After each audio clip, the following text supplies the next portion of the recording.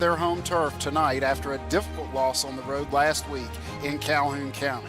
They will look to this home crowd to energize their team. Last week.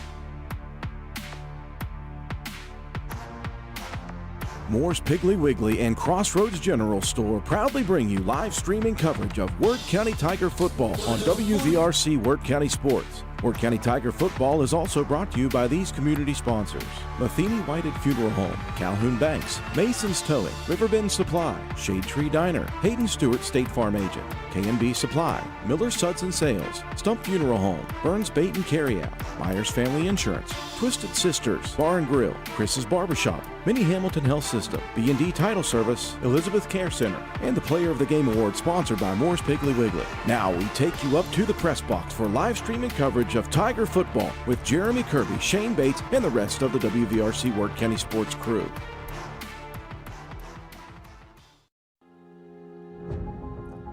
Good evening, Tiger fans, and welcome to week number 9 of high school football across the great state of West Virginia. The chills of October are rolling through the hills and valleys, meaning it is true football weather.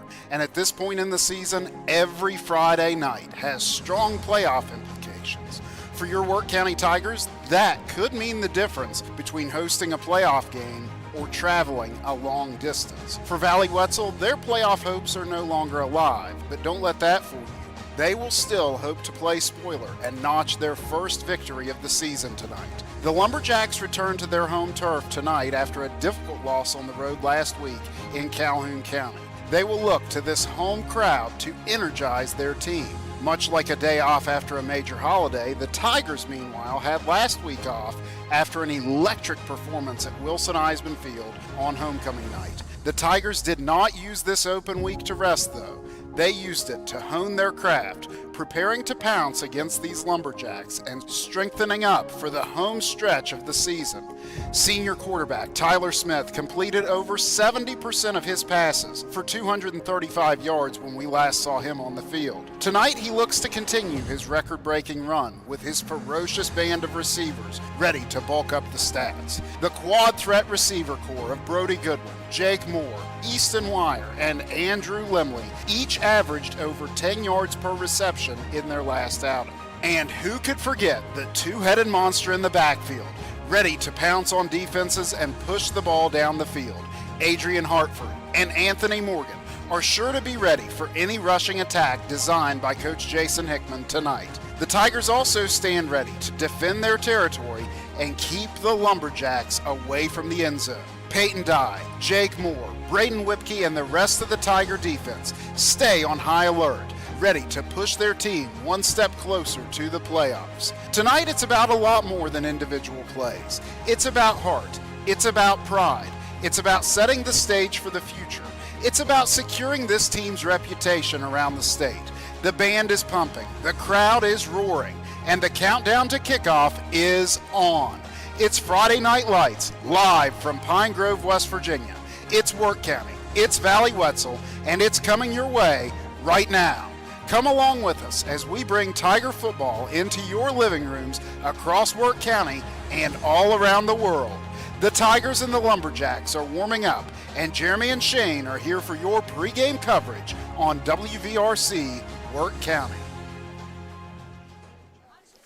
Here we are coming to you live from a nice and chilly Pine Grove, West Virginia, as your Tigers have traveled across the great state of West Virginia once again to match up for another edition of Friday Night Lights. We apologize for the earlier technical difficulties as we are a little bit traveling. We have Engineer Hayes with us now, but it was up to the not-so-much engineers of Shane Bates and Jeremy Kirby for a little bit that got a little touchy and go. But we got you guys on the air, and we're excited to bring you some football. But we're going to go ahead and kick it over to a couple quick breaks to thank our sponsors to get us started, and then we'll pick you up and we'll get ready to break down this week since there's not much of a recap last week as the Tigers come off of a bye. So we'll catch you on the other side of these breaks. Shade Tree Diner and Carryout at 10416 Little Canal Parkway in Creston, West Virginia, or call 304-275-3351. Do you have a craving for a sub like our 8-inch Italian, Philly steak, or a great pizza sub with fries or maybe chili cheese fries or onion petals? We got you covered at Shade Tree Diner and Carryout at 10416 Little Canal Parkway, or call 304-275-3351 for your order today. We welcome all bikers and ATV rides, open Tuesday through Saturday 11 to 7, Sundays 11 to 3, and closed on Mondays. Fall sports are back, and so is that hometown pride we all love. At Calhoun Banks, we're proud to support our local community's athletics and even more proud to support all of you. Whether you are applying for a loan, opening a checking or savings account, or taking advantage of one of our many services, we're here to make things easier. Join a team that's been trusted for generations, 125 years strong and still your go-to local bank. To apply online or contact us, go to calhounbanks.com or visit us in Grantsville, Arnoldesburg, Glenville, and Elizabeth. Good luck and have a great season. Throwback Thursdays at Moore's Piggly Wiggly in Elizabeth. Jimmy Dean Bacon, $2.98. Farm Rich Appetizers, $3.98. Betty Crocker Cake Mixes, 98 cents. Old El Paso Dinner Kits, $2.48. Tide Simply Liquid Detergent, $2.48. All these after your digital coupons from Moore's Piggly Wiggly in downtown Elizabeth. Back here with you in Pine Grove, West Virginia, getting ready for kickoff against the Valley Lumberjacks. Jeremy got a chance to speak to Coach Hickman earlier before making the trip. We're going to take a look in and hear what Coach Hickman had to say preparing for tonight's matchup against Valley. Well, Coach, we're here on week 9 of Friday Night Lights. Another long trip ahead of us tonight, heading to Valley Wetzel. Yeah, about a couple hours on a bus, so always look forward to that. But no, I mean, you play half your games on the road, and it's we have to have road focus and be ready to go and do what we've been doing. We've handled ourselves on the road pretty good so far this year, and hopefully we can do it again. What are some things that Valley's going to kind of present tonight as challenges or things maybe that they're not as great in? They're going, if they do what they've shown on film against everyone else, they're going to man us up and blitz, and it's going to be bombs away. If there's no safeties or anything, we're going to try to take advantage of that fact and put some balls in the air early. Well, Coach, the bye week last week, how did everybody rest up, heal up, everybody in a good spot? Yeah, it was a good week for us. Got our varsity guys some rest. A couple guys for sure needed a little R&R. Worked on our twos a good bit, try to develop some depth as we push towards the playoffs here, trying to get some of our younger guys some experience that we may have to rely on later. Coach, you brought up the playoffs there. I know we're still focused on every week, and as coach speak, you can't look past the one you're on, but right. We're getting close to the end. The weather's getting cooler, and the fall leaves are turning. It's getting closer to that November playoff time. It is. It'll be here before you know it. We're excited about that, but to put ourselves in the position we want to be, we have to take it 1 week at a time and win with the opportunity we have in front of us. That's exactly right. Well, Coach, we'll be up there cheering you on. Good luck tonight. All right, man. Thanks. Yes, sir. 104.7 Mountain Country weather. Hello, Wirt County Tiger fans. Let's take a look at your Mountain Country AccuWeather game night forecast for the game tonight in Pine Grove, West Virginia. During pregame coverage, cloudy skies with the highs in the upper 40s. As game time approaches, it will continue to drop in temperatures down into the mid-40s. And by the end of tonight, it will be definitely football weather with temperatures dipping down into the low 40s. That's a look at your weather forecast for tonight's game. Go Tigers! Burns Bait and Carryout and Campground at 484 Little Kanawha Parkway, Elizabeth, West Virginia. If you're looking for a new pistol, we have Smith & Wesson and Glocks in stock. Or if you're looking for a new hunting rifle or shotgun, we've got you covered. We have a full line of ammo in stock. We are a muck boot dealer, and we have Quaker Boy box calls in stock at Burns Bait and Carryout at 484 Little Kanawha Parkway, Elizabeth, West Virginia, or call 304-275-4444 or check us out on our website at bbcoutdoors.com.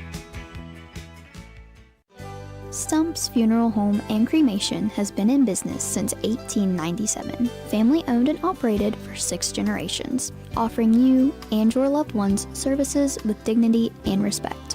With 3 locations to serve your needs in Grantsville, Arnoldsburg, and Stump Maddox Funeral Home in Clendenin. We offer traditional funeral services, cremation, green burial, monuments, new sales and lettering of existing stones, military services, funeral pre-planning, and aftercare grief resources. Let our licensed professionals guide you through the difficult process of honoring and saying goodbye to your loved ones. Stump's Funeral Home and Cremation. Welcome back into the wonderful complex here in Pine Grove as we're here to take on the Valley Lumberjacks. Shane, what did you do with your bye week last week? Well, I just stayed at the house and enjoyed my time off, honestly. I don't blame you. We did the exact same thing. We stayed home, watched some college football last Friday night. Wasn't quite the same, not having Wirt County football and then not being with you guys, all that. It almost reminded me of that awful time that we didn't get to call a game at Gilmer, but here we are. We made up for it, though. We got plenty of miles in today. I don't know what the mileage count is from here to Wirt County, and I don't know which one I'd rather drive, here to Valley or from Valley to Wirt or Wirt to Webster. It's a pretty toss-up there. Well, for you guys, it's a pretty short drive for me. Those of you that haven't paid attention or haven't heard us say it, Shane is a local here close to the old Payton City. So this was just a short jaunt for Mr. Shane Bates as we had to travel through multiple counties. Shane just had to jump one county over, right? Or same county? Same county, that's right. Didn't even have to leave. You live on that side of it, so there you go. Shane, tonight's one of those games where the Tigers can't be asleep. They can't let that last bye week linger for very long. No matter what the record is of the opposing team coming out of a bye week, you've got to be ready to roll, and our Tigers have to do that tonight. If they're not ready, this Valley team's looking for some footing. They're looking for a reason to get their season jump started. And in single A, I know Matt Hayes talked about that Valley might be eliminated. I tell you, I don't know who they've got left on the schedule, but in single A, losing record teams will get in. So the Tigers have to be ready. But we're getting ready to go to the national anthem here. I'll let you listen to it.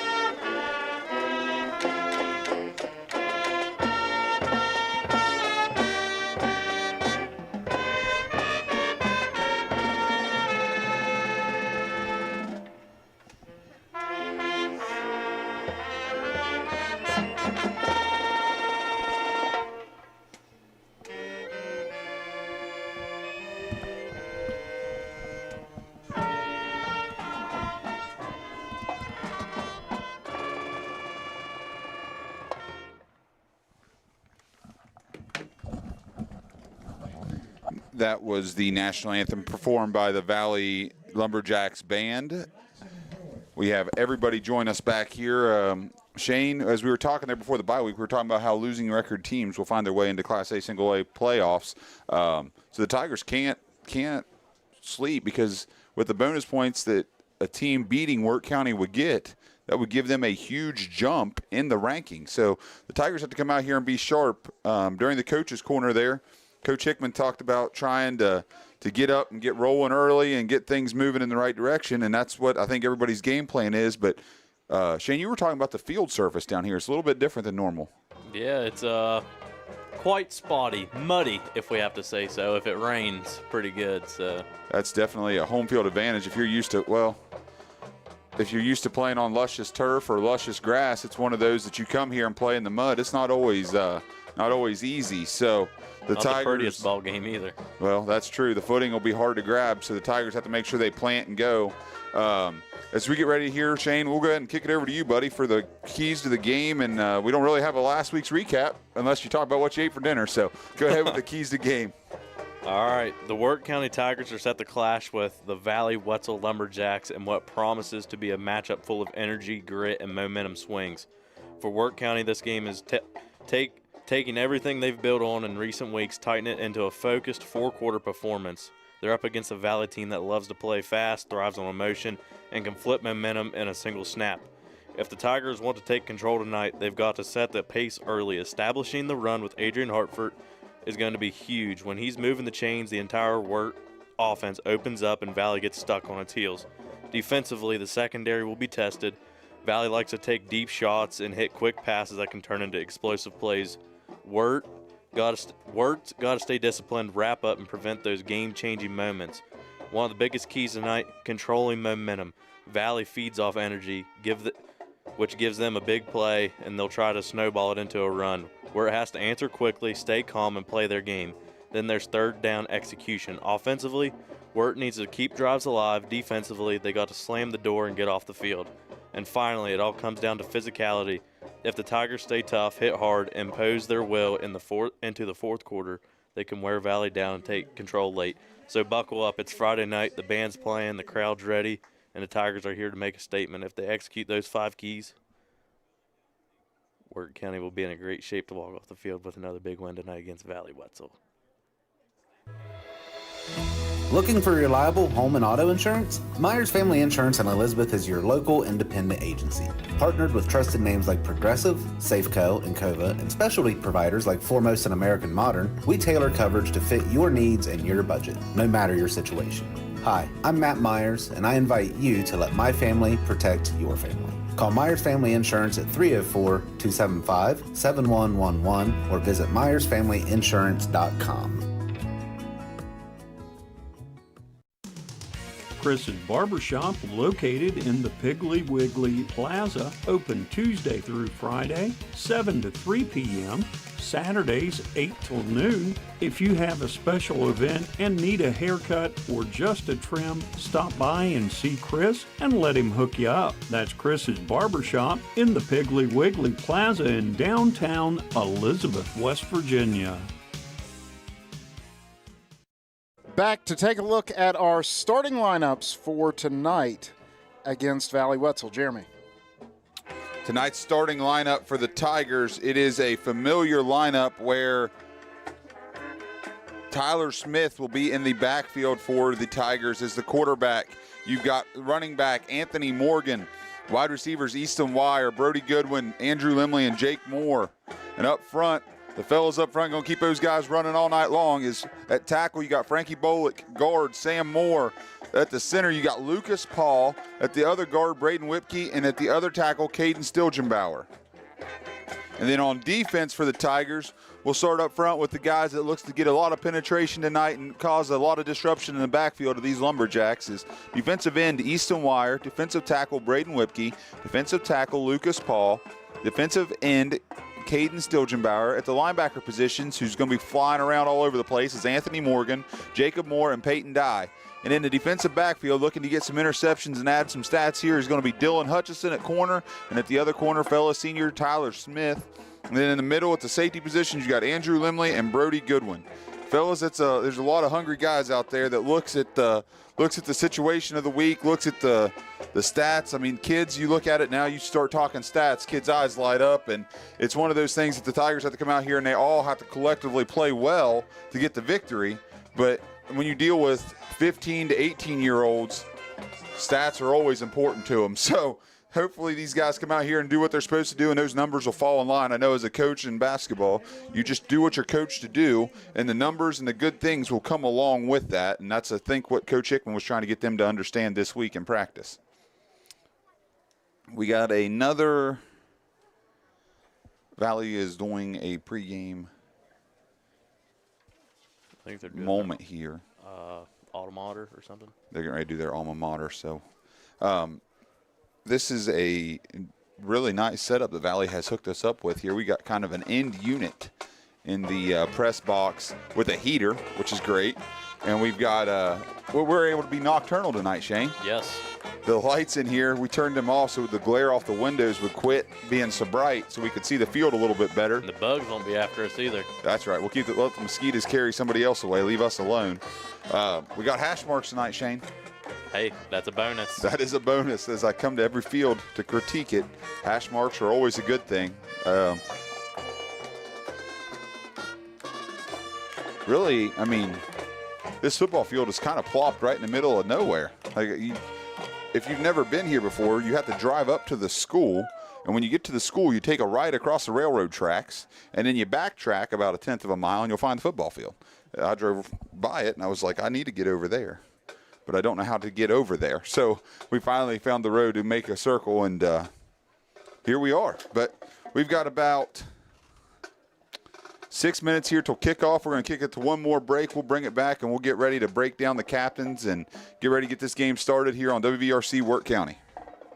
At Matheny Whited Funeral Home, LLC, located at 488 Juliana Street in Elizabeth, West Virginia, we honor our families with dignity and respect. We offer traditional services, cremation, pre-arrangements, pet cremations, and monument sales. At Matheny Whited Funeral Home, you are family, not a number. We are located at 488 Juliana Street in Elizabeth, West Virginia, or you can give us a call at 304-275-4229.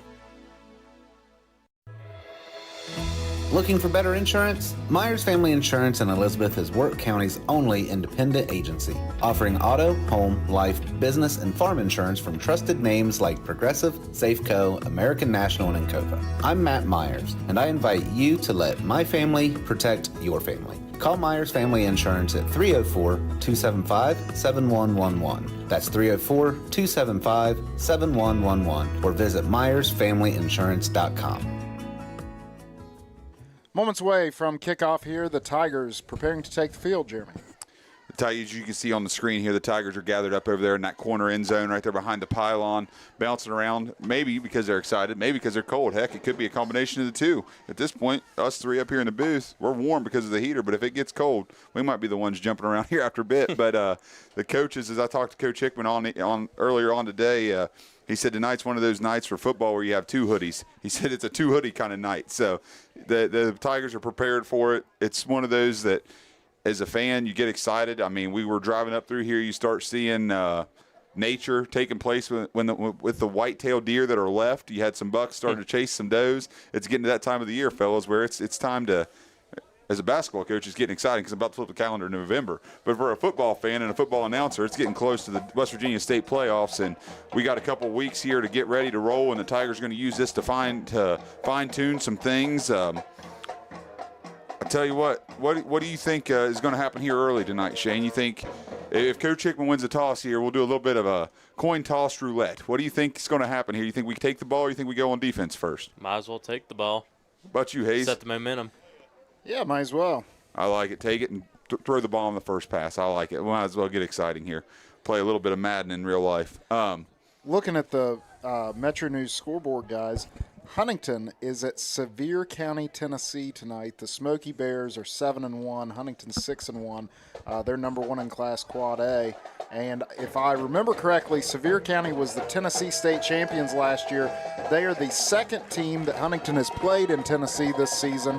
A lot of their conference opponents dropped down to Class AAA, so they're trying to find comparable Quad A opponents out of state. Maybe we can add us Sevier County, and we can go down there and get us a weekend down there in Gatlinburg afterwards. We could have us a little WRC retreat. Maybe we could talk Coach Hickman into that one. I don't know that we want to play Sevier County, but we'll find a school over there somewhere maybe. There's a Buc-ee's over there, if I'm not mistaken. It was being built the last time we came out of there. So, but it looks like they're hitting up Dollywood. You might as well make it a weekend, make it a memory. That's where one of my favorite places to visit is out there in Gatlinburg. So the captains are taking the field here. You've got Braden Whipke, number 66, Lucas Paul, number 69, Caden Stilgenbauer, number 54, and Tyler Smith, number 15 for the Tigers. And for the Valley Lumberjacks, you've got number 8, Ryder Gravett. Number 69 is Ethan Van Camp. Number 54 is Griffith Briggs. And number 1 is Colton Kincaid. So that is who the captains are for tonight. We'll see what Mr. White Hat has to say here. We say it every week, but these officials are going to have the toughest job here tonight. So we'll encourage them the best that we can from here in case we might get I don't think they'll take our opinions very seriously, but we'll encourage them the best they can. If anybody has any interest in being an official, contact the WVSSAC office. They are looking for officials every week. If you have not seen, there's a couple games rescheduled this week, fellas, from Friday to Thursday, because we don't have enough officials for everybody to play on Friday nights anymore. So if that's something that's in your wheelhouse or something in your calling box, pick up the phone and call down there and talk to Chris Wells, Wayne Ryan, one of them guys down there, Rex Foster. They'll hook you up. The Tigers are going to receive the opening kickoff, and they are going to go towards the locker room side of the field. So Valley will get the ball after halftime. The Tigers said, we want the ball, and they have gotten the ball here shortly, and we'll see what this Tigers offense can do right away. I expect some high-flying passing and some serious running from Anthony and Adrian. I tell you what, fellas, I am absolutely surprised and excited when you look at the stats for Wirt County's receiving corps. You have got 4 guys that you could pretty much lay a blanket over, and they would be able to – their numbers are interchangeable. You've got Brody Goodwin, Easton Wire, Andrew Limley, and Jacob Moore. All 4 of those cats have got an option to be the team's leading receiver. However, none of them care about it. They just catch the ball and run until Tyler throws it to them again. It's a pretty simple concept, but looks like for Valley here we got number 54, it looks like. Is that 54 or 59, fellas? That is 54. 54. That is Griffith Briggs, who is going to be doing the kicking for the Valley Lumberjacks. And back deep, we have got familiar faces back there, and Brody Goodwin and Andrew Limley. If I remember right, fellas, didn't Brody get a little banged up there right before the bye week? Wasn't he gimping around a little bit?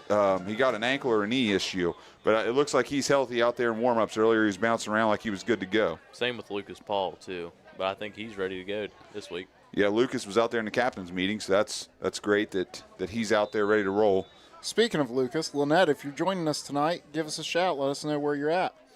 We're always glad to see you in the chat section. Here we go. And that ball will squirt out of bounds right off the get-go. We have got a flag on the play. That is a kick out of bounds. So the Tigers will get good field position here coming out of the first possession. Guys, we do not have cell phone service here tonight. So if you want to interact with us, don't message. Make a comment. If you make a comment, we can talk back. So that's what we need. We need from you guys tonight. If you want to keep this going both directions, you'll have to keep the comments coming to us. That way we can interact with you guys. But the Tigers are in a huddle here. This might be the only time we see them huddle all night, Shane. They don't like to huddle very often. They like to hit the turbo button and go fast. I'd say the tempo is going to be up tonight. We come out with trips to the high side of the field, and Jake Moore is a single receiver to the low side. It looks like Adrian Hartford is in the backfield starting at running back. Smith looks, he claps his hands. It's a rollout to the right. The Tigers are looking. He's got a man. He's got Easton Wire at the first down chains, and he picks up another yard. That is a pass of 11 yards to start the game for Tyler Smith. Fellas, if we could go to a quick replay on that, or if you're unable to see that at home, Brody Goodwin popped open just shortly there after the ball was caught. Brody was streaking down the field. If Tyler had an opportunity, he'd like to have that one back as Brody was streaking. But here's Tyler back under center. He claps his hands. He's looking. He's got trips to the bottom side. He's got Goodwin in the flat. He's got a man in the middle. Is that ball's out. That is a fumble by Jake Moore. Valley has recovered the ball. Tyler Smith made a great pass. We would have had enough for another first down. However, it was a great form tackle, and the ball is punched out from behind. That cold weather will have a tendency to make that ball like a rock, and it will cause issues. So it is a fumble for the Tigers. They had things rolling there early, but the fumble will give the ball to the Valley Lumberjacks in great field position as they look to go down the field on the Tigers. It was good protection, good rollout, good catch. Just forgot to put away the loaf of bread. We put her on the ground too early. Man, look at a little heavy package we got here. Looks like number 12 is going to be the quarterback here, Gage Wichterman. And then the ball's loose. We've got a loose ball, and it is picked up by, Jake Moore. He said, I gave it to you, and I'm going to take it back. So Jake Moore fumbled, but he actually gained 5 yards on the play. I don't understand how math works, but looks to me like that's a positive for the Tigers. It's a negative in the stat sheet, fellas, but it's a positive on the football field. So here we go. Just a bobbled snap, it looks like, killed that play for Valley. Well, Jake Moore capitalized on his mistake. That's a coach's dream. Whenever you make a mistake, find a way to fix it, and Jake Moore didn't waste time on that one. Tyler Smith's back behind center here in the shotgun formation. He's got Jake Moore as a single receiver down low. He's got trips to the high side. He rolls out to the right. He's got a man. He wants to take a shot. He's got the seam. That is Brody Goodwin in the end zone. Touchdown, Tigers. That is going to be 6-0 Wirt County. We referenced it just a few plays ago on the replay. Brody Goodwin finds that seam again, gets behind. There is no safety help. It is just straight man on man. If you beat your man, you will have a good night. And Brody Goodwin was able to beat his man and get down the field for a great, well-thrown ball. Right on the money. I mean, dropped it right in the bucket. Brody held a bucket, and he put it in it. So Easton Wire is up for the kick. It looks like we have a coach-to-son roll of the kicking block. I'm guessing Luke forgot it, and his dad, Jason, helped him out there. So Easton is marking off his steps. Luke is in the kneel position, waiting for the snap. Snap's good, holds good. Easton's foot's in the ball, and it is good. Easton Wire makes the score 7-0. Wirt County. We'll send you to a quick break, and we'll be right back on WVRC Wirt County. K&B Supply in Elizabeth at 303 Juliana Street is your place for custom-made hydraulic hoses for your equipment. From 1/4 inch to 3/4 inch hose, we also have PTO drive lines and U-joints and 5-gallon buckets of hydraulic oil. Stop by and have Kevin make that new hose for you and save the trip out of town to get one. That's K&B Supply, 303 Juliana Street in Elizabeth, West Virginia, or call 304-275-1141 today. Here we are back inside inside Valley Stadium here in Pine Grove. A couple of our comments kind of coming in earlier. We've got my wife Abby at home with the girls. She said the Gerby girls say we love you, Daddy, and let's go Tigers. Well, we love you girls too. Enjoy the warmth so we can bring it to you there. Kim Tony tells us, hope you're warm tonight. I'm nice and toasty. Loving your live broadcast. Well, thanks, Kim. We appreciate you. Easton's foot goes into the football. That is a deep kick for Easton. My goodness, he got into that one, fellas. That thing landed at the 10-yard line, but he might have outkicked his coverage. The Tigers are filling lanes, and they're able to run him out of bounds at about the 27-yard line. That might be the deepest kick I've seen Easton Wire kick in his football career. Yeah, that was beautiful. It went deep. I kind of caught me off guard. The missile was in on that one. Dylan Hutchison made his name in early. If you hear us reference somebody by the name of the Missile, you'll understand why. Dylan Hutchison likes to make his name all over the place. He doesn't care if he has to run 52 yards across the field to make a tackle. He'll do it if it helps the team. Valley is back in that loaded package here. Number 12, Gage Wichterman is in at quarterback. He hands it off right up the middle, and the Tigers' interior line, and Jake Moore is going to get credit with that tackle. But number 1, Colton Kincaid ran right into a pack of Tigers that were waiting. So if they stick with that heavy package, fellas, it's going to be a lot of interior line work tonight. Yeah, and if they don't stop that heavy package early, it's going to be a long night for the big guys up front. That's exactly right. It's one of those that I think we've got I've heard of 7-man boxes, and you look to pass an 8-man box, you look to pass. I believe the Tigers have an 11-man box. 10-man box. Here we go. Number 12 is under center. We've got this is a no band allowed to play. Well, fellas, it must be when you travel over 2 hours, you run into band controversy. Mr. Whitehat told them to knock it off, quit with the playing. We ran into this at Webster County, and our one of the administrators from Wirt County went and got that resolved, so we'll see what happens here as the game goes on. Snap goes back. It's a handoff up the middle, and there is Lucas Paul, Caden Stilgenbauer, and Peyton Dye. Lucas Paul said, "You're not running in my gap," and Caden Stilgenbauer said, "I'm going to help my buddy, and we're just going to shove you backwards." So great job up front by the Tigers. And they gave it to the big fella, too, so they pounced on him pretty quick. I wonder, I wish maybe we can write a letter or something to the SSAC asking what truly is, what the rule actually is. I don't know what the rule would be, but we need to find that out about the bands because it keeps seeming to be an issue. To our viewers, if you hear a little feedback, we're pulling up our live broadcast to see. We've got some folks Ball in is the on chat the ground. telling us we have some problems. Ball is on the ground. Number 1, Colton Kincaid made a positive run, but he fumbled the football, and both teams are saying we have it. We're trying to figure out who actually has it. It looks like it's going to stay Lumberjack football. And it was enough for a Lumberjack first down. Colton Kincaid picks up a first down for the Lumberjacks. That ball must have some slime on it this evening. Well, when when the season gets this time of the year, once the cold hits, that grip is gone.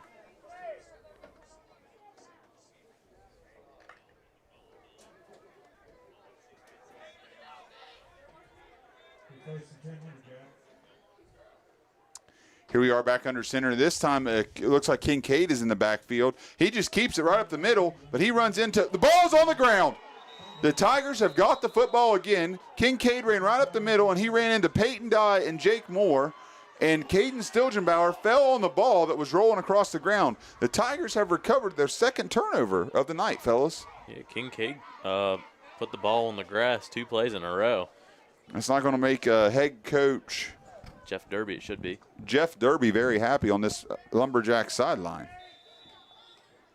The Tigers are back into the shotgun formation, trips to the high side of the field. Jacob Moore is a low man down here towards us. Anthony Morgan is in the backfield. Smith claps his hands. We're rolling out to the right, and he's taking another shot. He's got his big man, Easton Wire, and he just overthrew him. Easton stands about 6'3". If he'd have been 6'6", he'd have put 6 on the board. So just needed 3 more inches on that one, but it was a good pocket by the Tigers' offensive line. Tyler just overthrew him just a little bit. We'll see. It looks like we're trying to go quick here. Easton just getting back to the line of scrimmage. You've got 3 guys to the bottom side. You've got Moore, Limley, and Goodwin to the bottom side of your screen, and you've got Easton Wire to the top side of your screen. Anthony Morgan is in the backfield. Smith's looking. He claps his hands. He's rolling out to the left this time. He sets his feet. He's looking for Limley down the seam. He's got him. If he makes the catch, touchdown. Oh, the ball came out. Oh, Andrew had it for a long time, but the ground caused the ball to pop out. Another well-thrown ball.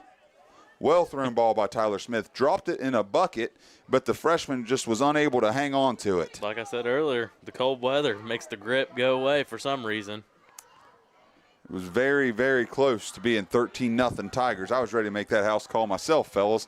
Got a little bit ahead of myself, but the ball squirted out at the last second. So Smith is looking over to Coach Hickman, see what the play is going to be. This offensive line has done a great job thus far, getting Smith to be able to stay on his feet and not have to worry about much. Jake Moore in motion. We've got a touch pass to Jake Moore, who's going around the right side of the line. He's got room. He puts down his shoulder and gains a couple more. He's taken 3rd and 10 to make it 4th and 3, or 4th and manageable. And I bet the Tigers are ready to get on the ball and go quick here. This is one of those no man land where it doesn't do you any good to punt. You can't kick that far, so you might as well go for it. We've got 3 receivers at the bottom, 1 receiver up top. We've got motion on the line. So now we've taken 4th and manageable to 4th and 8. We'll see what the call is here. I do believe we had a lineman stand up and we had we had a running back step forward, so. A little miscommunication there. I think we finally told on ourselves. The first one we got away with. The second one we didn't get away with as much, so. Man, that O-line is outnumbered within the box. Oh, good pickup by Anthony Morgan. Smith gets it away. Brody Goodwin's in the middle of the field. He's running up the field, and he gets dropped by number 4 for Valley. That is Wyatt Rogers on the stop. Anthony Morgan made that play happen, fellas. If you look in this replay, as Anthony Morgan steps over, he says, "I got your back, quarterback," and puts a good block on number 8, who was unevaded to the quarterback. He makes a good chip block, just enough to get Smith to get rid of the ball, and it's first down Tigers. Tyler sends Easton Wire in motion. It's another touch pass to Wire. He's got the sideline. He's got room. Big fella's running hard. That was a great tackle by number 8. He dove right at Easton's knees. Ryder Gravette, as he makes a great tackle on Easton Wire. That is a pickup of about 4 yards. That had the opportunity to go a lot farther, fellas. I thought that one was about to break loose. And when Easton picks up speed, look out. You ain't kidding. Smith rolls out to the right. He's got a man. He's found the crossing route to Jake Moore, who catches it, puts a juke on a man, breaks a tackle, and gets in the end zone. It is 13-0 Tigers as Smith connects to Jacob Moore for a touchdown. Fellas, correct me if I'm wrong, but we ain't ran the ball all night. Nope.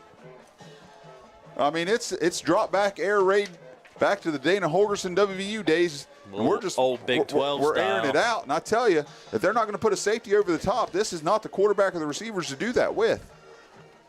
Wire's waiting for the snap. Hickman's down on a knee. He gets the ball. Snaps good, holds good, kick is good. Looks good for my house. And it might have been good from 35. He might have put a rocket in that foot of his tonight because that ball is soaring off his foot.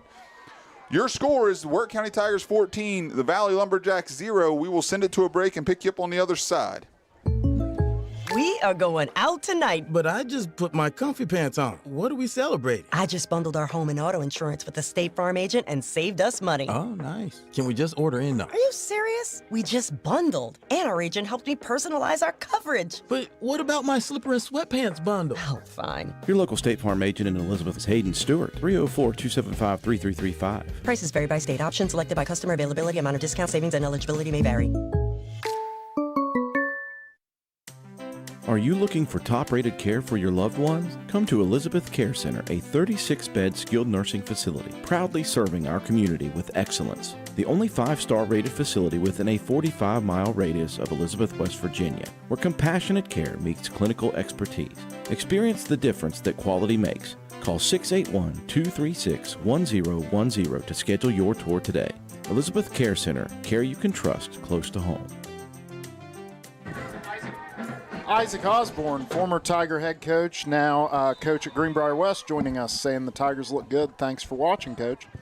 Well, Coach, you know as well as anybody that orange and black looks real good. So, well, Wire's foot goes into the ball, kicks it to number 69 for Valley. That is Ethan Van Camp, and the Tigers will be on defense to 39 or the 29-yard line of the Lumberjacks. So we'll see if they can keep a hold of the ball, fellas. They've been on the field twice and they fumbled it both times.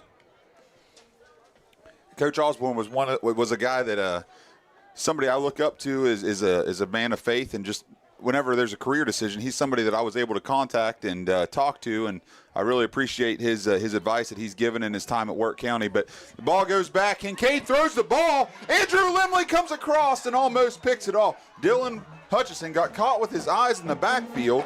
Andrew Limley comes across the field and says, "I've got your back, fellow freshman." But that had disaster written all over it for the Tigers. They're lucky Kincaid didn't put that ball on a line instead of with as much air as he did right there, because he would have been walking into the end zone right there. That's exactly what you like to see here on the camera. You can see Anthony Morgan and Dylan Hutchison getting together and talking about the breakdown there and trying to, it's a senior freshman conversation right there to figure out what happened and what was truly the mistake. The Lumberjacks are back in this heavy package. The Tigers have everybody in the box, and it's a handoff up the middle that gets bounced out to the side. Easton Wire's there. Andrew Limley was there, and I believe Jake Moore was there. Number 54 for Valley, Griffith Briggs, started that in about the one hole and bounced it out to, or the 2 hole and bounced it out to about the 6 or 8 hole there, Shane. He was not able to get much going up the middle. No, that Tiger defensive line was in the backfield before he even got the handoff. It is now 2nd and 11 for the Lumberjacks as Kincaid goes back in at quarterback. This is kind of their passing look, so we'll see what the Tigers do here. Kincaid drops back. They're throwing a quick slant. Hutchison's there after a quick catch to bring him down. Kincaid's pass to number 4, Wyatt Rogers, was a very quick slant there and picks up about 8 yards. The Tigers are going to take away some of that space here. The freshman was able to come up real quick and make a good play on it. But I'd say that getting beat deep 2 plays ago was still in Dylan's mind on that moment.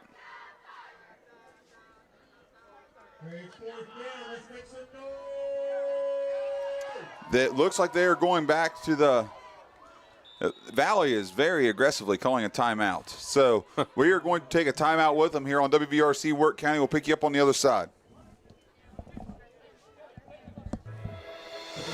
Myers Family Insurance in Elizabeth is your local life insurance and annuity specialist. Life insurance may be hard to talk about, but it's the only insurance you're guaranteed to use. A term or permanent policy can help protect your family from financial hardship. Or maybe you're looking for a safe, predictable investment. An annuity with a guaranteed rate for up to 10 years could be the best choice for you. I'm Matt Myers, and I invite you to let my family protect your family. Call 304-275-7111 or visit MyersFamilyInsurance.com for a free, no-pressure consultation. At Elizabeth Care Center, we're more than just a 5-star skilled nursing facility.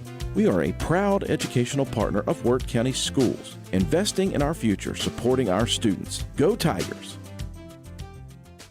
Back for a 4th and 2 play from the Lumberjacks, Jeremy. They are back in this spread formation. You've got Kincaid in the backfield. The Tigers are matched with one safety up high. Kincaid's looking. He claps his hands. It's a quarterback keep up the middle. Kincaid is running the ball, and he picks up enough for a Lumberjack first down.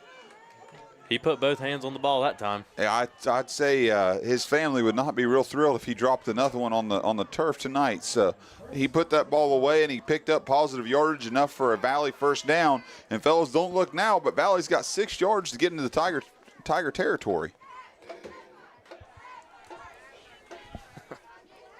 We have got buddy heaters in front of us. We've got things all over the place here in front of us. You've got those heated vests. People are definitely feeling the fall effect tonight. I'll tell you what, those heated vests, that's where it's at. That's exactly right. I'm going to have to get me one of them. I don't have one yet, but we're going to get one here soon. Kincaid keeps it up the center. Braden Whipke, he runs right into Braden Whipke and Lucas Paul. Lucas Paul told him earlier not to run it in his gap, and he just reminded him why it was a bad idea to run it in his gap.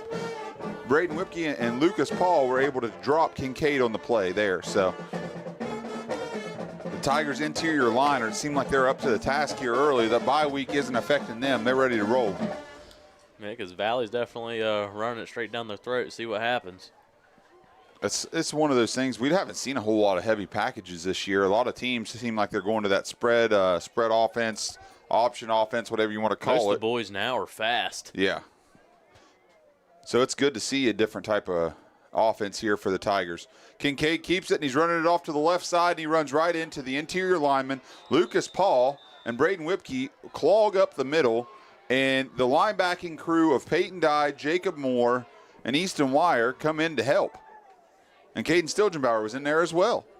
I mean, that's exactly, if you were drawing up a defensive scheme right there, you have your big guys clog the holes, and then you have your helpers and the linebacking crew fly up and make plays. The Tigers put a great defensive clinic on right there. Yeah, there was 9 hats on the football right there. And As a defensive coordinator, you can't beat that. I mean, you'd like to have all 11, but 9's better than just like 1 or 2. It takes a lot to make Ben Moore happy, but I bet on film that'll make him happy. So Kincaid's back in the shotgun here. He's staring at the Tiger defense. Ball goes back. We got a pass. Wire gets up. The ball comes. Hutchinson makes a play on it. Number 7 dropped the pass there. We do not have a number 7 on their roster, so if somebody from Valley is watching, whoever your number 7 is, we would appreciate you to let us know. Where was number 7? Was it number 4? Yeah, number 4. Number 4. His jersey got caught up there. Sorry. Number 4, Wyatt Rogers was the intended receiver. I thought it was a 7 from up here for a second, but it number looked like 4. because it was balled up. The Lumberjacks have made it into punt formation here. There is confusion going on. Uh-oh. We are still confused. All right, the ball goes back. Tigers have pressure. Stilgenbauer was almost there. Ball goes back to Goodwin, who picks it up, spins out of a tackle, and the turf monster got him.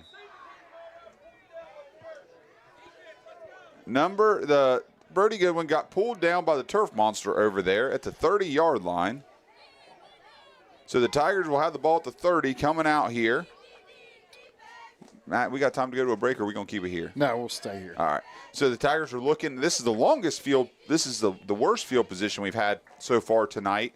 We'll see if the Tigers can capitalize on it here rather quickly and get this ball back into the side of the field where it needs to be. Looks like we got Tyler Smith and Adrian Hartford in the backfield. We've got trips to the bottom side. Easton Wires to the top side by his lonesome. Smith is waiting. He claps his hands. We ain't running the ball this time either. He said, get out of the way, Adrian. I want to throw the football. He tries to get the ball to Brody Goodwin, and it skips in.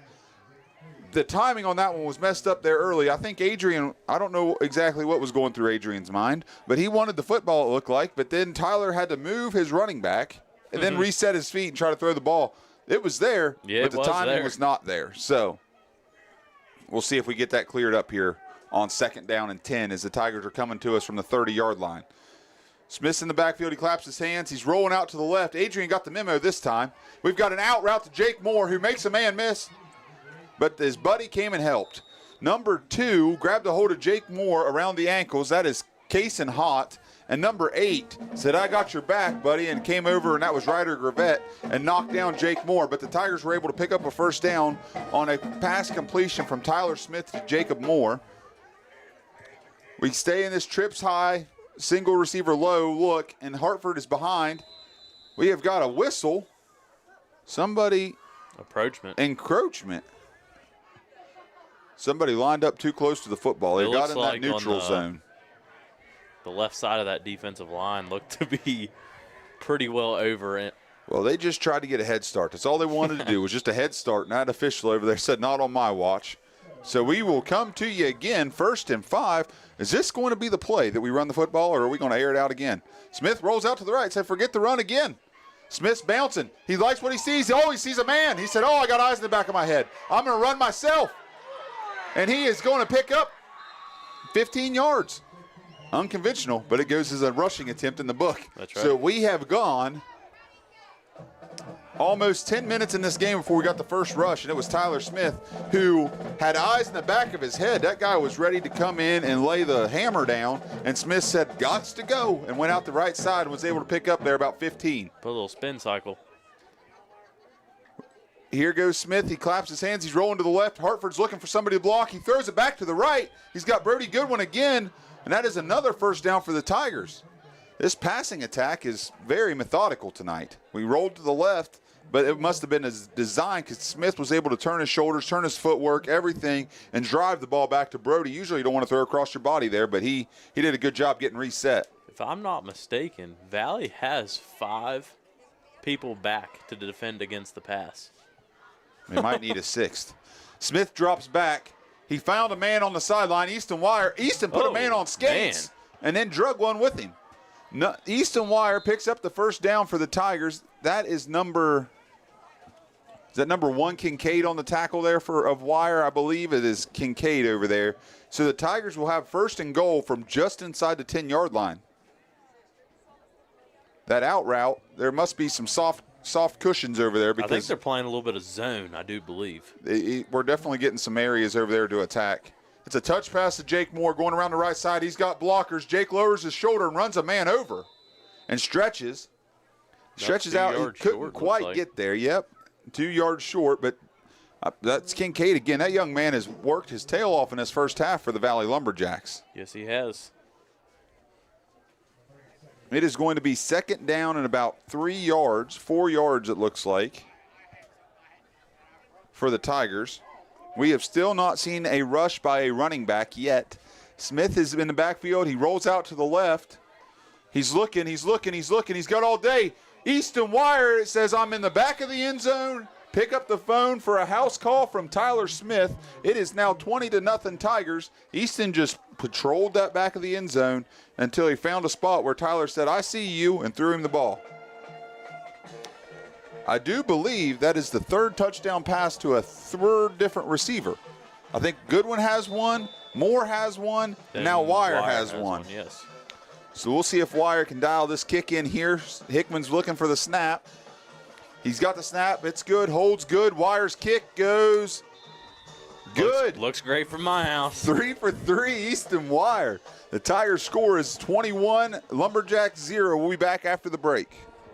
Crossroads General Store, located at the intersection of Route 47 and Newark Road in Walker, West Virginia, is a fully stocked convenience store, as well as service station. You'll also find guns, ammunition, gun safes, turkey calls, and a whole lot more for the outdoorsman. Visit us at Crossroads General Store for the hard-to-find gear that you're looking for. Work out of town during the week? Come to Miller's Suds and Sales and get those work clothes washed and dried while your kids read or play in the new learning section. Don't worry, we also have vending machines to get you through laundry day. 7 days a week, 8 to 8 for your convenience. Back, your score 21-0, Tigers lead. Jeremy. Easton is teeing up the ball here as we speak. He's backing it up. He's sizing it up. He says, I'm going to try to outkick my last one. He put away the 3-wood last time, Shane, and hit the driver. Let's see what he can do this time. May hit the Valley Skies on this one. Oh, nope. We've got the old bump and run. Easton. Little pitch and wedge style. He either A, missed the ball, or B, that was intended. I hope it was the second. Number 4 for Valley, that is Wyatt Rogers, was able to get on the ball there. On this muddy field, you never know where that thing's going to bounce or roll to. So we've got some scores here from Metro News has got the score flipped. If you pay attention to Metro News, it is 21-0 Wirt. They have it 14-0 Valley. So that is not an upset brewing. That is the Tigers so far paying attention to what they're doing. We had the loaded eye there, and we had two. Oh, my. Who was that? Welcome back, Mr. Lucas That Paul. is Lucas Paul. He said, I told you not to run in my gap again. He parked that beer truck right in the backfield. We have an injured Lumberjack, so we will go to a quick break. But Lucas Paul did his job and filled that gap about as well as anybody I've seen in a while. We'll catch you on the other side. At Matheny Whited Funeral Home, LLC, located at 488 Juliana Street in Elizabeth, West Virginia, we honor our families with dignity and respect. We offer traditional services, cremation, pre-arrangements, pet cremations, and monument sales. At Matheny Whited Funeral Home, you are family, not a number. We are located at 488 Juliana Street in Elizabeth, West Virginia, or you can give us a call at 304-275-4229. Craven flavor items save $5 instantly when you spend $15 or more. Craven ice cream, $2.98. Craven pizza bagels, $1.98. Craven crackers, $1.98. Craven snack cheese, $2.78. Craven chocolate chips, $2.98. This and more at Moore's Piggly Wiggly in downtown Elizabeth. Stump's Funeral Home and Cremation has been in business since 1897. Family owned and operated for 6 generations, offering you and your loved ones services with dignity and respect. With 3 locations to serve your needs in Grantsville, Arnoldsburg, and Stump Maddox Funeral Home in Clendenin. We offer traditional funeral services, cremation, green burial, monuments, new sales and lettering of existing stones, military services, funeral pre-planning, and aftercare grief resources. Let our licensed professionals guide you through the difficult process of honoring and saying goodbye to your loved ones. Stump's Funeral Home and Cremation. You may not be aware that you can use many Hamilton ancillary services even though your primary physician or specialist is in another location miles away. Blood test, radiology, physical, occupational and speech therapy, infusion therapy, respiratory therapy, pulmonary and cardiac rehab are all services offered. Ask your primary physician or specialist if you could use many Hamilton ancillary services at your next visit. Many Hamilton Health System, better healthcare, better living. Health System, your partner in health. We apologize, but there's going to be a lengthy break here for this Valley player is down. We will keep it on a break. Our thoughts and prayers go out to this young man, but we will be back as soon as the play resumes. Hey guys, got dirty clothes? Come to Miller Suds and Sales and wash your clothes in style at our brand new laundromat with state-of-the-art machines. Located around the corner from Miller Steals and Deals. Shop while you wash, 7 days a week, 8 to 8. Riverbend Supply in downtown Elizabeth has just got in a fresh shipment of deer corn, flavored corn, and salt blocks for your deer. And don't forget about your other animals. We have all your seeds and feed for all the other animals as well at Riverbend Supply in downtown Elizabeth. Throwback Thursdays at Moore's Piggly Wiggly in Elizabeth. Jimmy Dean Bacon, $2.98. Farm Rich Appetizers, $3.98. Betty Crocker Cake Mixes, 98 cents. Old El Paso Dinner Kits, $2.48. Tide Simply Liquid Detergent, $2.48. All these after your digital coupons from Moore's Piggly Wiggly in downtown Elizabeth. Fall is approaching fast. If you like to fall camp and you need heat, bring your tanks to Riverbend Supply in downtown Elizabeth and let us fill them while you wait. Don't be stuck out in your camper, hunting shanty, or just need gas for your gas grill. Head to Riverbend Supply in Elizabeth and let them fill those tanks for you today. Twisted Sisters Bar and Grill in Elizabeth, West Virginia at 1065 Little Canal Parkway has daily specials like Taco Tuesday, Wing Wednesday. With every ticket you get 6 free wings along with free pool. And Thursday is Trivia Night with Nacho Ranch Burgers. Friday, come and join our pool tournaments at 8 p.m. That's Twisted Sisters at 1065 Little Canal Parkway, Elizabeth, West Virginia. We are a family restaurant until 9 p.m. each day, so stop on by today. We are back live from Pine Grove, West Virginia. That was Ryder Gravette. That was the injured Valley player. They have gotten him off the field. So we are resuming play here. We have got number 1, Colton Kincaid, in the backfield here, getting ready to resume play. Snap goes back. It's a handoff to number 12, who runs into a interior lineman there. I believe that was Caden Stilgenbauer for the Tigers. Braden Whipke, my bad. Braden Whipke did an absolute great job breaking down and dropping the running back there, number 12, Gage Witcherman. Tigers will now, or the Lumberjacks are facing a 3rd and 12, 3rd and 14, 3rd and 13, I'd say, fellas, from their own 36-yard line. And I believe that is the end of the first quarter. Yes, sir. So we are at the end of the first quarter with your Tigers up 21-0. We will be back right after this break on WVRC Wirt County. Have you been putting off that painting project all summer long? Riverbend Supply has PPG paints for interior or exterior. Stop by today and let us mix that perfect color for you. We also have all your brushes, roller covers, extension handles, and drop cloths at Riverbend Supply in downtown Elizabeth, West Virginia. Let Mini Hamilton Health System be your choice when you or your family member has had a major illness or injury and needs extended rehabilitation and or therapy. Our swing bed program makes it possible to recover closer to your home. Mini Hamilton Health System, better healthcare, better living. Mini Hamilton Health System, your partner in health. Back, getting ready to start the second quarter. Your score, Tigers 21, Lumberjacks 0.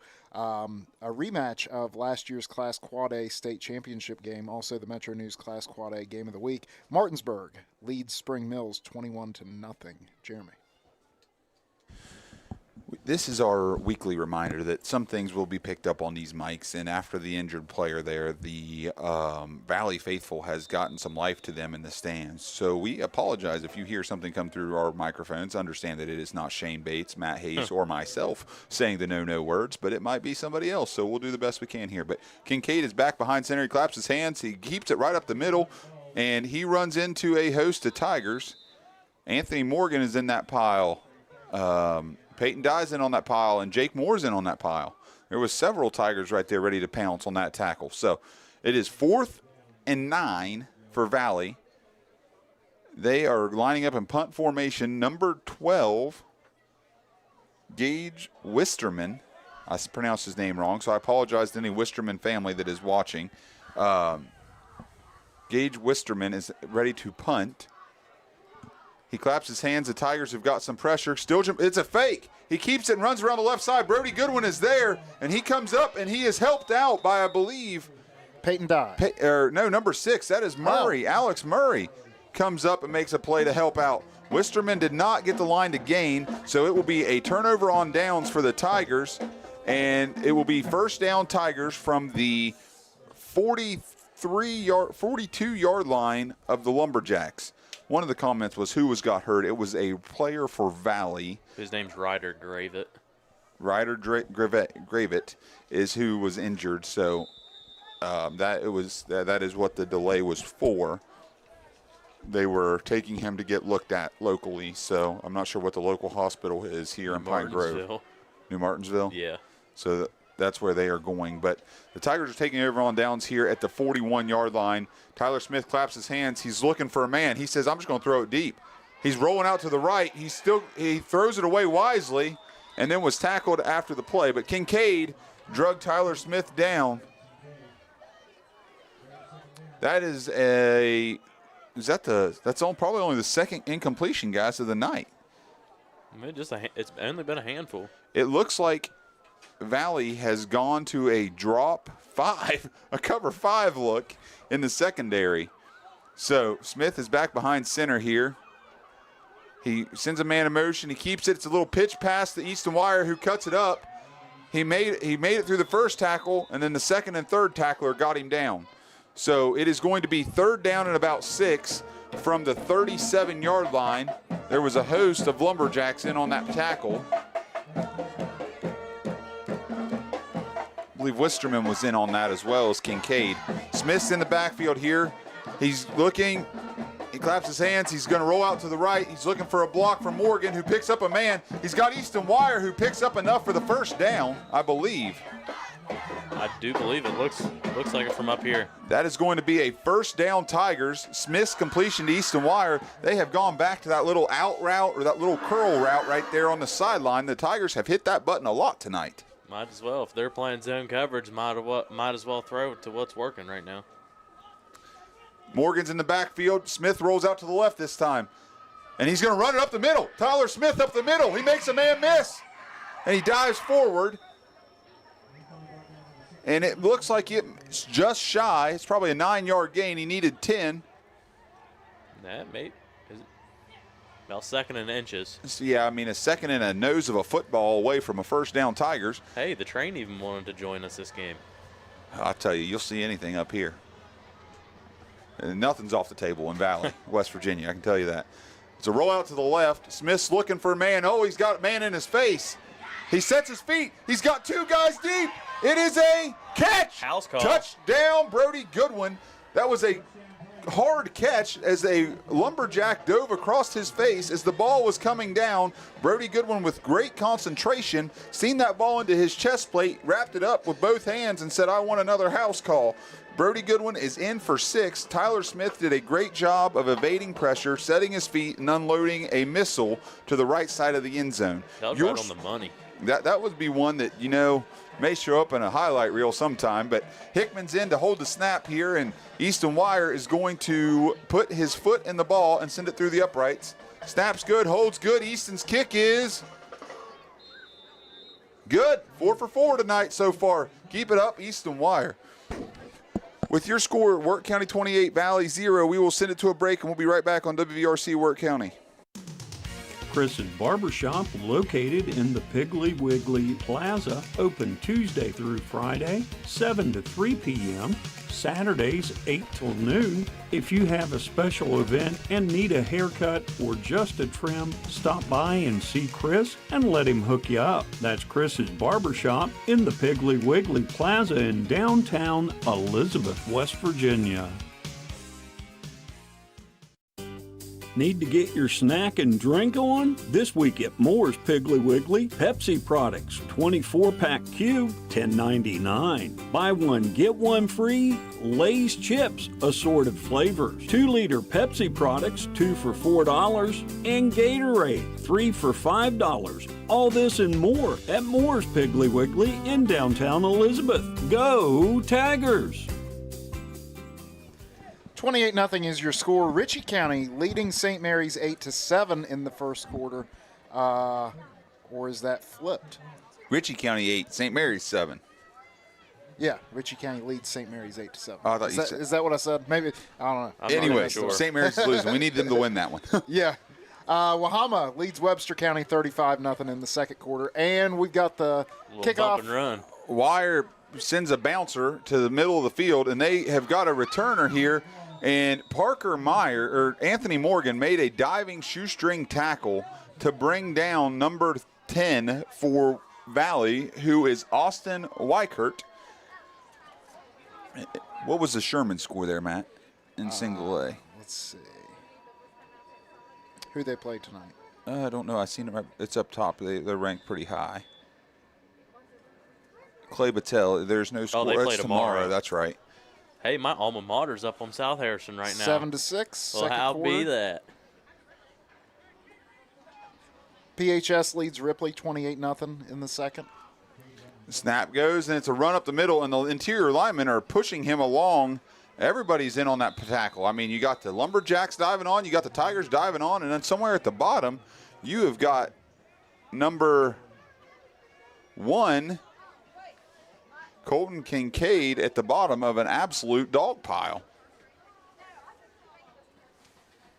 That was one of those that it was painful for him there for a minute.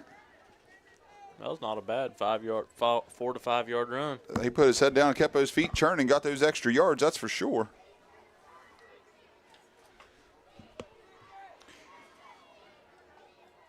We have got Wisterman under center, Kincaid in the backfield alongside Briggs, I believe. Snap goes back. It's a handoff. It's a fake handoff, and they've got the Tigers burnt. Uh-oh.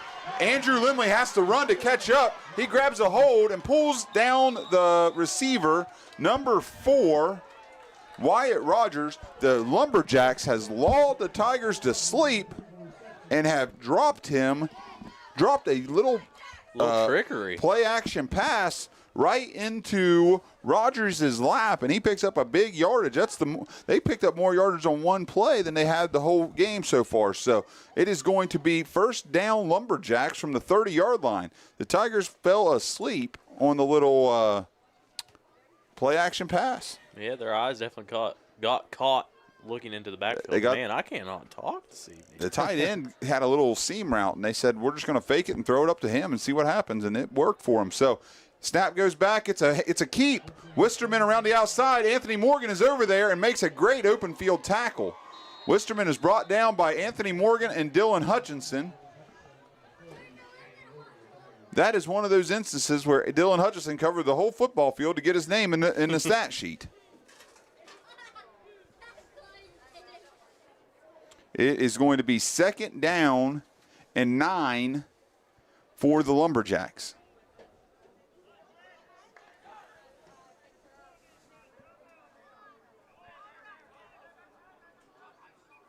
Back to the heavy package. This is what they caught us on the last time. Wonder if they go back to the well here. Wisterman under center. And he's going to hand it off to Briggs, who's got the sideline. That is a big man running hard. And Emmett Paxton grabbed a hold and held on and got drug a little bit before he was able to get to the ankles and bring down Briggs. If it wasn't for him, I'd say he'd be rumbling his way to the end zone. Yeah, you're exactly right. He had intentions of making his own house call on that one. We're at the end part of the field where it's hard for us to see. You got Wisterman under center. You got Briggs and Kincaid in the backfield. It's a handoff to. It's a pitch that is stole. Peyton Dye blew that play up and took the pitch out of the air, fellas. He came out of there, out of the linebacker spot, seen the ball in the air, took it with one hand, I believe. What a play by Peyton Dye. Somebody's been watching film. It's a delayed pitch here that Peyton Dye said, not today. One-handed, took the ball and said, I'm going to take it this way. If he wouldn't have got caught by the turf monster, that would have been really cool. It would have been a Metro play. I'd say it would have been top 5. I agree. Metro News play of the week right there if he wouldn't have got tripped up by the turf monster. But here we go with the Tigers taking over. Quarterback change. Look out. Here we go. Coach Hickman said, that is enough for you, Tyler Smith. I'm going to hand the reins over to Luke Hickman. The freshman comes in, and it's the first run play. Adrian Hartford's got the ball. He's running up the middle. He puts his shoulder down and gains about 18 yards on the first play. Luke Hickman, the freshman quarterback, also known as Coach Hickman's son, hands the ball off to Adrian Hartford and said, go get me some yards, big fella. And Adrian listened to the command well. That O-line done a great job, too. Yeah, they did. Hickman's back behind center. He likes what he sees. He claps his hands. He's got to roll out to the left. He's still rolling. He's looking. He's found a man. Oh, just overthrew him. He had Brody Goodwin there underneath, and he just overthrew him. He rolled out into some trouble. He had some protection there from his line, but I think he outrolled his line. Yeah, there were some black jerseys out there lurking around for him.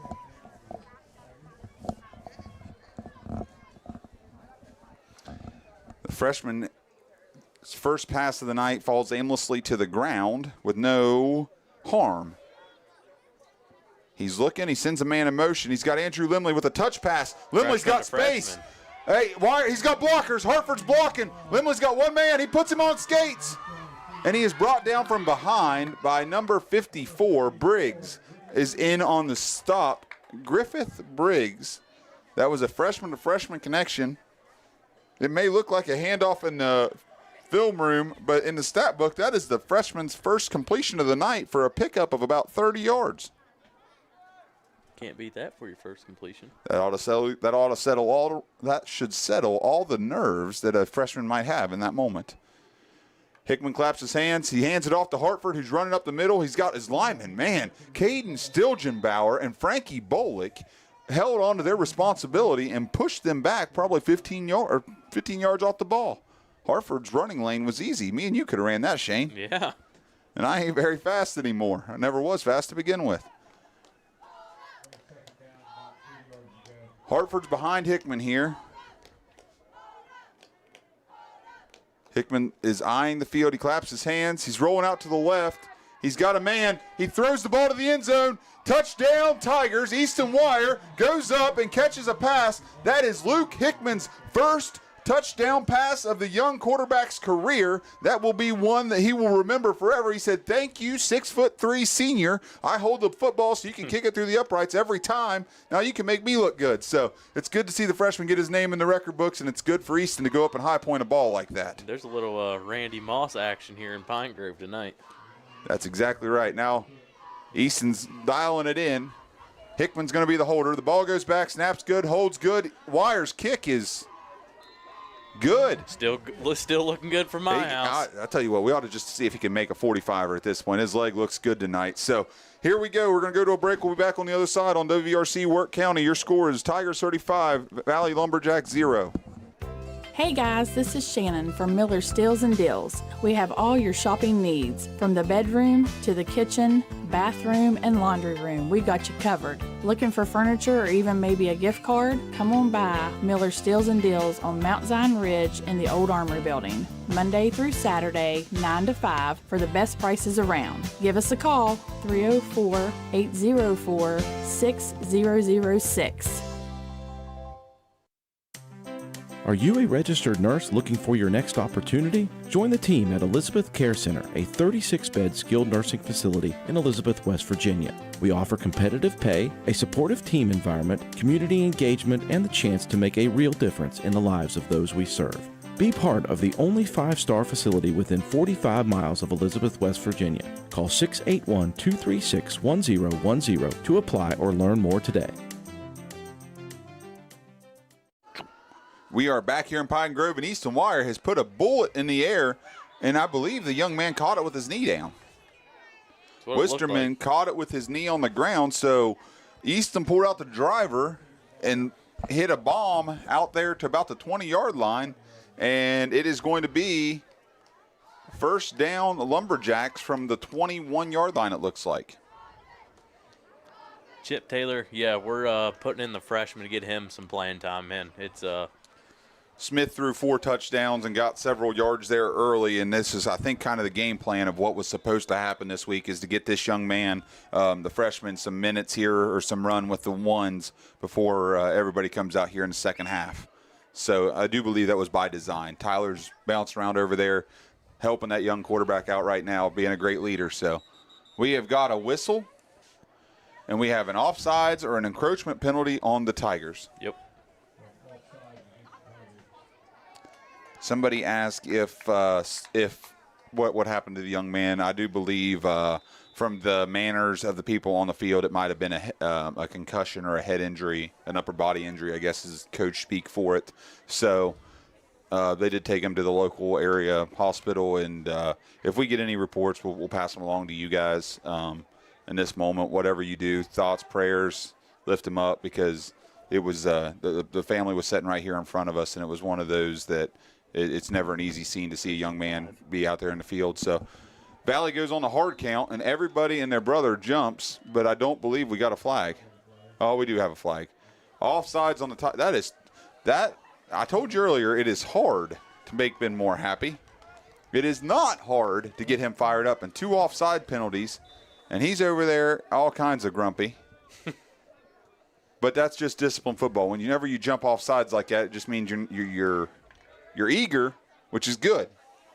But the lack of discipline, waiting on that football to move first, is not good. So, speaking of him being not happy, I think I see smoke rolling out of his ears right now. And that's hard to do. He's in shorts. It's pretty cold out there. It's a handoff here up the middle, and the Tigers are there. You had number 8, Jake Moore, diving at the ankles, and you had Alex Murray up top. That was number 54, Briggs, on the carry. That same play that ran him for some yardage earlier did not go very far this time. Bill and Sylvia Parchman, great uncle and aunt to Andrew Limley, are watching from sunny Southern California. Hope you guys are enjoying the warm weather out there. Man, that's across the nation. That's a lot of miles. What's the commercial where? Wow, that's a lot of miles. That's a lot of miles to watch this viewership, so we'll take it, and we're glad to have you with us this evening. The Lumberjacks are back in the heavy package, and they hand it off. It's a fake pass, or it's a play action pass that he threw aimlessly out of bounds. Shane, I got tongue tied there big time. Is that a flag out there, or is that just a mud clod? That looks like a flag. It really looks like a flag, but I don't think it is. I think so. Nah, just looks like a clump of grass. Well, we will play on. It's a good thing that neither one of these teams are wearing the National Guard camo jerseys, because we were joking in Wirt County that they could have blended in. Out here, you could lay down and you wouldn't be seen for a month. Thank goodness we're not wearing all white tonight. Yeah. I don't know Mrs. Hickman would not be happy. That's right. Miss Hickman does the laundry. She would not be real thrilled about that. Briggs with the carry, and he is brought down by a host of Tigers. You've got number 8, number 2, Peyton Dye, number 8, Jake Moore, number 77, Dylan Workman, in on the carry as Briggs was running hard off that left side again.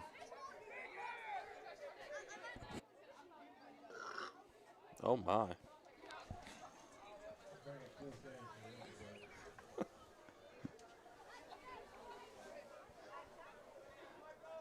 Well, it looks like they are going to the punt formation here, fellas. At 4th and 10, the Lumberjacks are back in the punt formation. They're confused on lineup again. Timeout. Head coach Jeff Derby said, I need to take a minute, and then we're going to take a minute right here with him. We'll come back and be able to bring you 4th down action from Pine Grove, West Virginia. You're listening to WVRC Wirt County. Crossroads General Store, located at the intersection of Route 47 and Newark Road in Walker, West Virginia, is a fully stocked convenience store, as well as service station. You'll also find guns, ammunition, gun safes, turkey calls, and a whole lot more for the outdoorsman.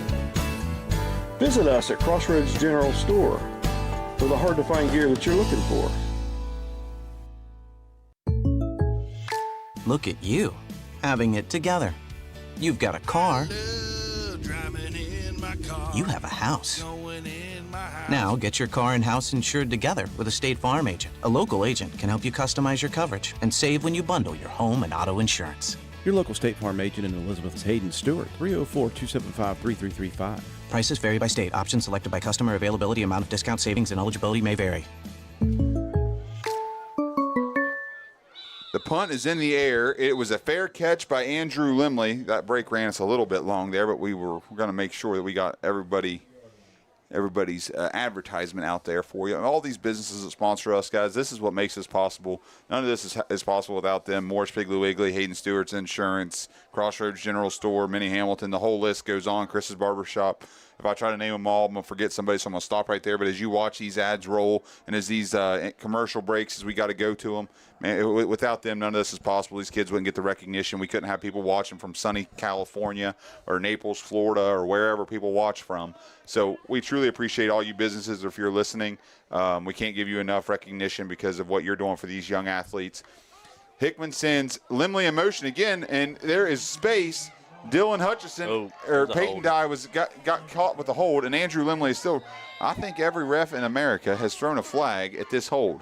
Peyton Dye, if you did not know it, you held that man, and 3 different officials is going to tell you so. So just making sure you know, Peyton, it's okay. But he tried to help his freshman buddy out and just got a little bit handsy there and wrapped him up a little bit too long. So it's going to be from the spot of the foul, we'll back up 10 yards. So it's going to be 1st and probably 15. Well, no. No, holding's 10 yards. So well, I was hoping they were getting him a little bit farther down the field, so it would be from the spot of the foul, but it must have been from the line of scrimmage. We're about 1st and Reader from here, fellas. I don't even know where that is, but I'm going to act like I do. So here we go. Luke Hickman behind center. He's getting ready to clap his hands here. And he's sending Peyton Dye in motion this time. We're going to run the touch pass to the left. That end did a great job. We were late set the edge. Getting out there, and the defensive end number, what was that young man's number over there? Was it Kincaid? No. If I'm being honest with you, I have no idea. I can't tell what that kid, number 69, I believe, is who that was. Ethan Van Camp jumped over there and set that edge, and Peyton Dye had absolutely nowhere to go. It is 2nd down and 18. As the Tigers look to go. Hickman hands it off to Anthony Morgan. Anthony says, this is my first carry of the night, and I'm going to run hard, fellas. He's got a man to beat. Anthony's still running. He picks up probably 25 yards on the play. Anthony Morgan says, it's my time to shine. You've given me the rock, and I'm going to run. So he picks up a lot of yardage there for the senior. He had one man to beat, fellas, and that guy did a great job breaking down here and making a tackle on the back end of this secondary. The boost button was definitely pushed. Number 10 for Valley did a great job of getting back there, Austin Weichert, to make that tackle. Hickman staring. He's got trips to the low side of the field. A single man up top. He's running. He's found a man. He's got Andrew Limley making a man miss, runs a man over. That is a 1st down connection from freshman to freshman, number 10 to number 11. Most of the people out there are saying 6'7", but we got 10 to 11, so we'll take that. And we got a 1st down Tigers. That was a good one. I'll give that one to you. I appreciate that. Not very often you get to make 6-7 references in the press box, but here we are. That's the middle school teacher coming out, isn't you? Yeah, I can't deny it.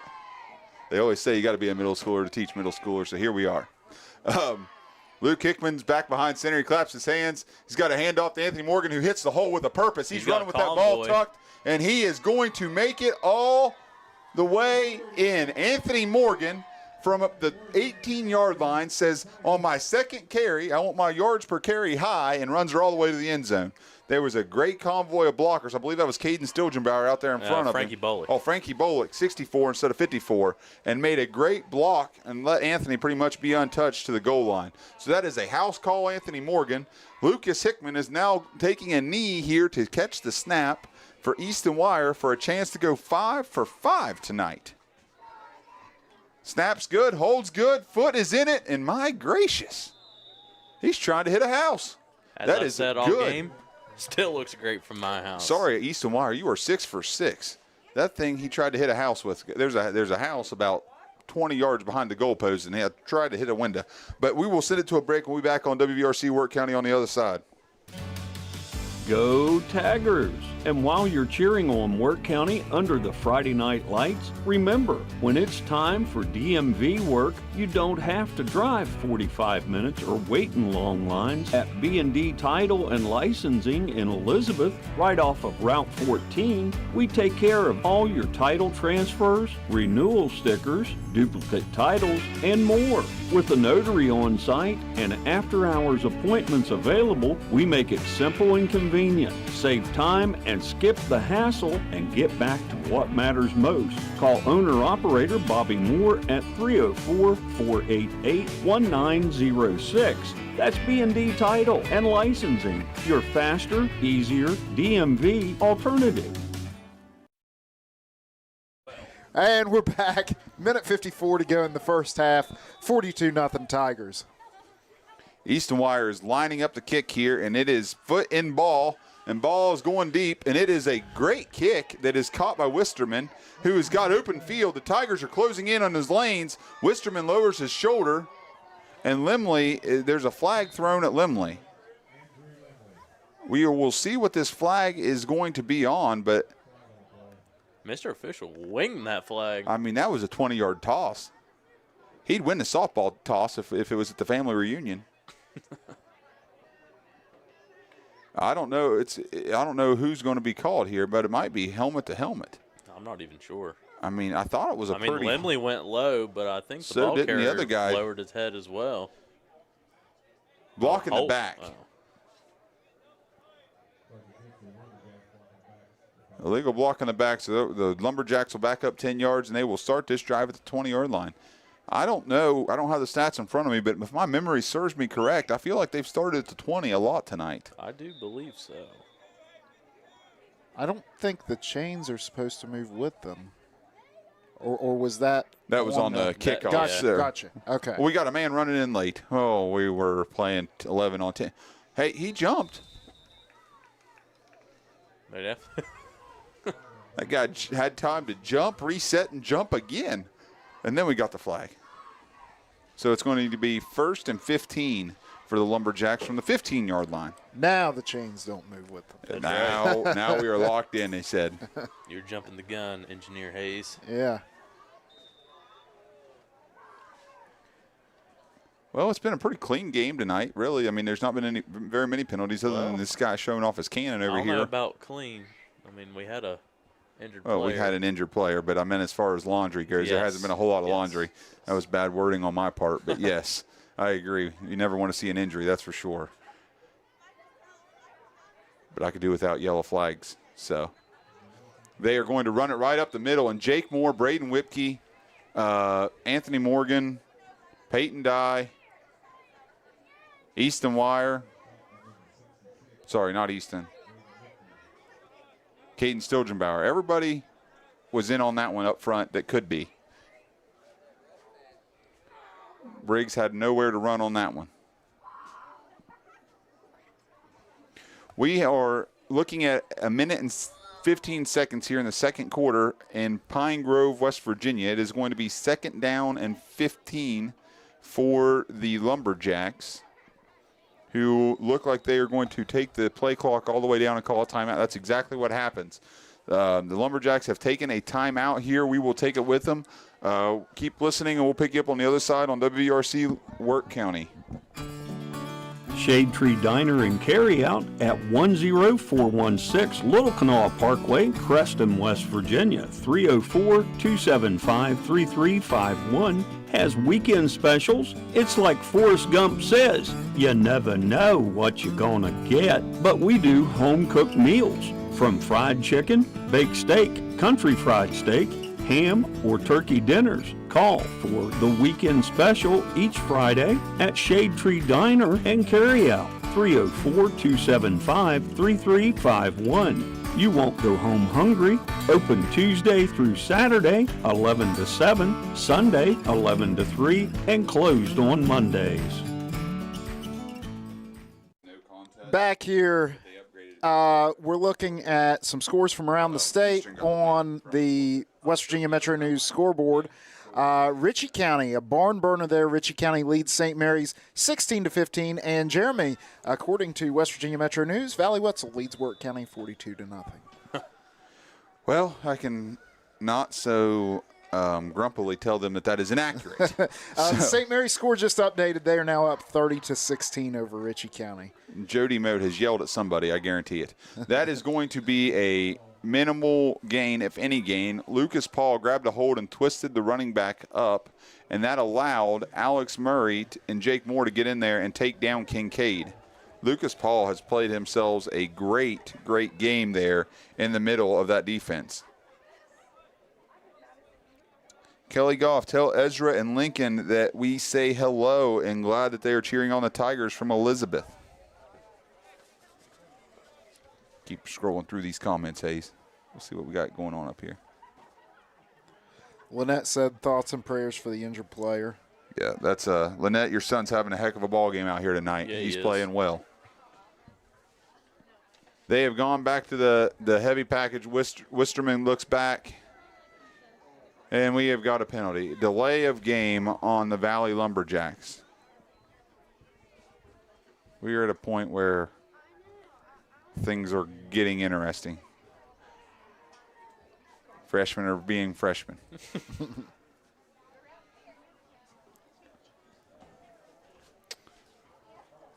In the booth tonight, we actually have a helper that gets to go get us some concession stand food, and I'm about to send him out to go get us some food. So somebody said that this is one of the best concession stands around, so we're going to go give out a check here real soon and see what the food's all about up here. But the Lumberjacks snap the ball. It's a quarterback keep rolling around the right side. Dylan Hutchinson, the missile, missed the tackle. Anthony Morgan and I believe Dylan Workman were in on the stop. Wisterman ran around the right side, and he was able to be tripped up by a couple Tigers over there. Your Tigers are leading the Valley Lumberjacks 42-0 at halftime. We were going to run some ads, and we'll be back to recap the first half. Stick with us here on WVRC Wirt County. Crossroads General Store is a full gun and ammo dealer, from pistols to rifles, shotguns, and then some. Fishing supplies, live bait, minnows, night crawlers, fishing poles. We have full gun safes and locking pistol boxes, turkey decoys, deer feed, bow target blocks. Don't forget to fill up your tank. We have Marathon gas and a full store of convenience items. That's Crossroads General Store, 15262 Staunton Turnpike, Walker, West Virginia, on the corner of Route 47 and Newark Road. Stop by today. Burns Bait and Carryout and Campground at 484 Little Kanawha Parkway, Elizabeth, West Virginia. If you're looking for a new pistol, we have Smith & Wesson and Glocks in stock. Or if you're looking for a new hunting rifle or shotgun, we've got you covered. We have a full line of ammo in stock. We are a muck boot dealer, and we have Quaker Boy box calls in stock at Burns Bait and Carryout at 484 Little Kanawha Parkway County, Elizabeth, West Virginia, or call 304-275-4444 or check us out on our website at bbcoutdoors.com. Back here in Pine Grove, it is halftime. Your Tigers lead 42-0. So we will have a running second half clock. Taking a look at some scores around the state once again on the Metro News High School football scoreboard. Magnolia leads Mountain View 16-0. Buffalo leads Richwood 28-8. St. Mary's up 30-16 over Ritchie County. East Hardy 43-0 lead over Pocahontas. Tug Valley beat Tulsa 33-14. Wheeling Central up 21-6 over Brashear, Pennsylvania. Wahama leads Webster County 55-0. Into Class AA, Wyoming East up 10-8 over Summers County. Sissonville up 7-6 over Poca in the second quarter. South Harrison leading Tyler Consolidated 14-7. Pikeview leading Braxton County 14-13. Lincoln 28-19 lead over Buchanan Upshur. And taking a look at our sister streaming outlets with the network of WVRC FM, let's take a glance in on Roane County versus Nicholas County. That is taking place tonight in Spencer at Roane County High School. Let's get a live look there. Roane County leading that game, and we've got a frozen stream there, but Roane County leading that game 14-6, it would appear, in the second quarter. Let's take a glance now. Calhoun County, our other sister streaming outlet, Calhoun County is open this week, but we do have Clay County and Ravenswood playing tonight. So let's take a live look in, if we can. We're having some technical difficulties here once again. Let's take a live look in on WVRC Clay County. We can see in the second quarter, Clay County up 14-0 over Ravenswood, and it looks like Clay County is on offense right now, driving the ball down the field over there in Clay. We'll leave this up and take a look at a few other scores from around the state in Class AAA now. North Marion leads Robert C. Byrd 14-12 at halftime. Greenbrier East up 13-7 over Bluefield. Bridgeport 49-0 over Grafton. Princeton 21-10 over Independence in the Metro News Class AAA game of the week. Parkersburg High School leading Ripley 28-7 at halftime. In Class Quad A, we talked at the beginning of the broadcast about Huntington High School traveling to Sevier County, Tennessee tonight. The Smoky Bears, who I believe were the Tennessee State champions last year, the Smoky Bears lead Huntington High School 28-13 in the second quarter. Again, a lot of the teams in Huntington's conference are now AAA schools. Huntington trying to maintain a Quad A schedule, finding some teams out of state comparable to them in enrollment. The rematch of last year's Class Quad A state championship game, Martinsburg is up 28-0 over Spring Mills at halftime. And looking at South Charleston back in Class AAA, South Charleston is down 21-0. Oak Hill, a Quad A school, leading South Charleston, AAA South Charleston, 21-0 in the second quarter. Shady Spring, 6-0 over AA. Shady Spring AAA up 6-0 over AA Berkeley Springs at halftime. That's a look at some scores from around the state. We're back in a moment. Cooper's Corner halftime show right here on WVRC Wirt County. Stick with us.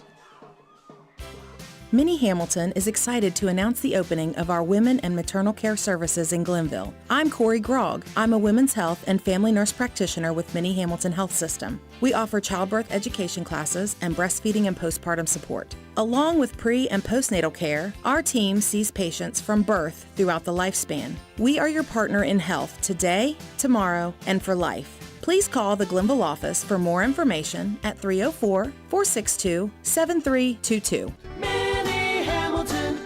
System, better healthcare, System, your partner in health. Shade Tree Diner and Carryout at 10416 Little Canal Parkway, Creston, West Virginia, 304-275-3351. You've had a long day and don't feel like cooking. Shade Tree has mouth-watering pizza and calzones made to order with 10 toppings to choose from. Call 304-275-3351 and order yours today.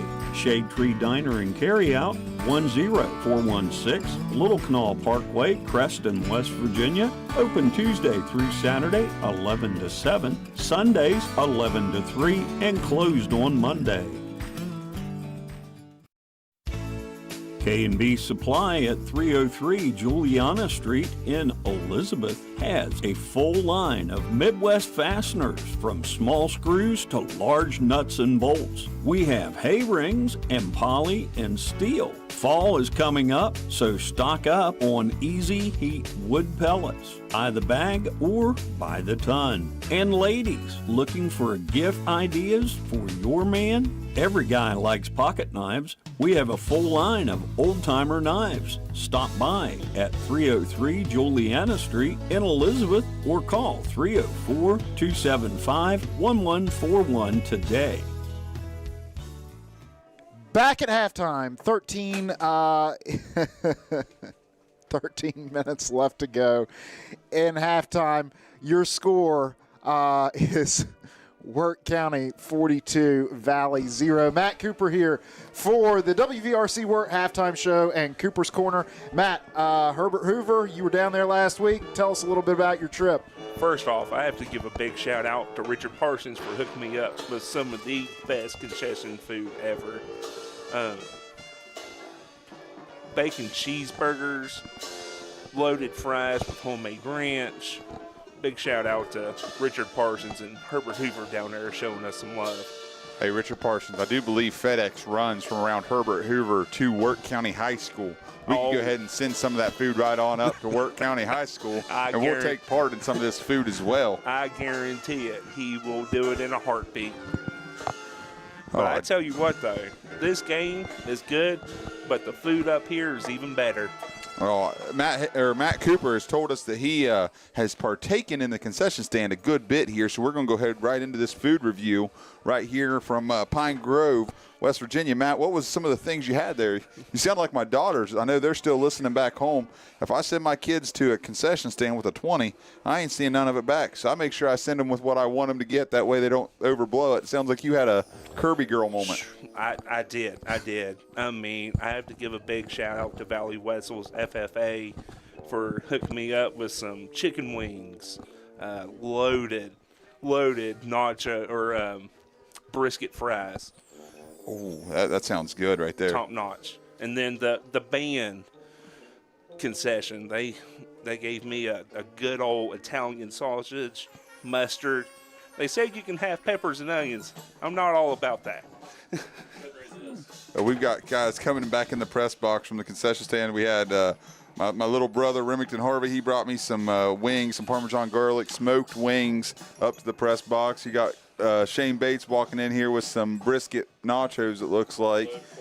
Casey McCulty came in here with some cheese fries. My goodness, this place ain't messing around. No, not one bit. Well, what'd you do on your bye week? I heard you say you went to Hoover. Is that what you and Stephanie did last week? Was just go down there and hang out back to the old stomping grounds? Oh, yeah, just went down there, saw some friends, just enjoyed some good old football down there. How many years were you guys at Hoover? We was there, well, Stephanie's been there for 10 football seasons, and then I was there for 4. I bet that's a long time to spend at a place. I bet it's hard. I mean, it was probably a hard decision to come up here to begin with, but it's probably a really rewarding thing to get to go back there during the bye weeks usually. It is, and we always check. When football schedules come out, we always double check, make sure we're able to go to one Hoover game. Their head coach, Joey Fields, he's got them guys playing at a high level right now, and as we were looking there, 17-14 with Frankfurt earlier. Man, that's two heavyweight matchups right there. They are both powerhouse programs. Oh, yeah. I tell you what, Frankfurt we was up there on our first state championship run, and they got a good group up there. That's it's definitely something that, I mean, I was able to be a part of the high school class of Wirt County that went to the playoffs 4 straight years. So it's hard to keep that thing rolling, and both those programs have done so for a while. Oh, yeah. As we go back through the comments here, Matt, I'm just looking through some of these guys. Somebody's watching from Morgantown. We had somebody watching from Southern California there earlier. There was sunny there. They made sure to throw that in there while we got frost balls falling from the sky. Somebody's giving me a hard time for making a 6-7 reference. Oh, boy. It happens. It was whenever Luke, you weren't up here, so Luke Hickman dropped back there, number 10. He threw it to number 11. Andrew Limley had a little freshman connection there, and I said, it's 10-11. It's not quite 6-7, but it's 10-11. That's the best we could do. You know what? I don't get that 6-7, but all the boys, they do it. So I just, I do it with them. I have no idea what it means either, but you know what? The more often a teacher or a coach does it, it becomes less cool. So I feel like if we do it enough, it will become lame at some point because the older generation does it. So the sooner we can do that, the better off everybody is. And the 6-7 will be retired. So and then we'll just move on to the next thing and just keep on going from there. That's the best part about America, Matt, is trends start every day and trends end every day. This one just seems to be sticking around a little while longer. It really is.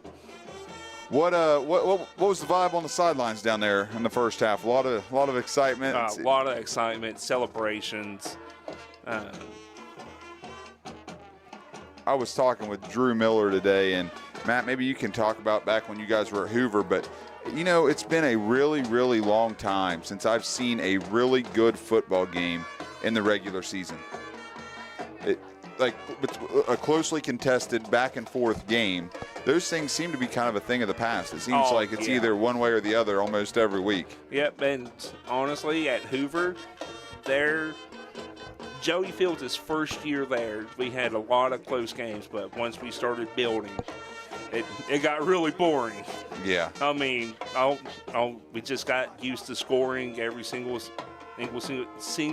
series, and I mean, I think we had an absolute barn burner to start our season with Eastern Ohio, and injuries kind of derailed that one. But I tell you, that would have been probably the best ball game. It was the best half of football I've seen in a long time. It was 14-13 at halftime, and I mean, both teams were doing what they needed to offensively, but of course the injury bug kind of bit us in the backside and derailed that. But we were talking today, and it's a lot of those games are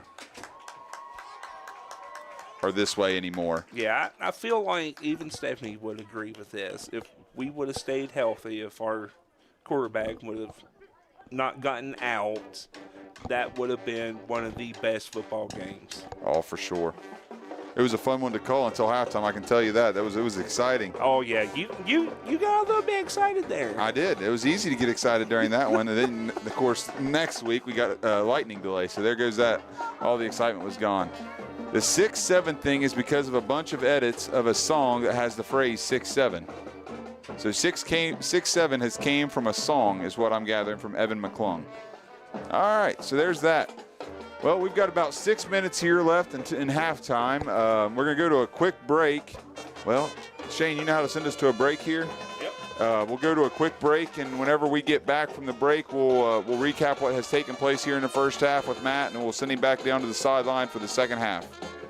Stick with us on WVRC Wirt County. Burns Bait and Carryout and Campground at 484 Little Kanawha Parkway, Elizabeth, West Virginia. If you're looking for a new pistol, we have Smith & Wesson and Glocks in stock. Or if you're looking for a new hunting rifle or shotgun, we've got you covered. We have a full line of ammo in stock. We are a muck boot dealer, and we have Quaker Boy box calls in stock at Burns Bait and Carryout at 484 Little Kanawha Parkway, Elizabeth, West Virginia, or call 304-275-4444 or check us out on our website at bbcoutdoors.com. At Matheny Whited Funeral Home LLC, located at 488 Juliana Street in Elizabeth, West Virginia, we honor our families with dignity and respect. We offer traditional services, cremation, pre-arrangements, pet cremations, and monument sales. At Matheny Whited Funeral Home, you are family, not a number. We are located at 488 Juliana Street in Elizabeth, West Virginia, or you can give us a call at 304-275-4229.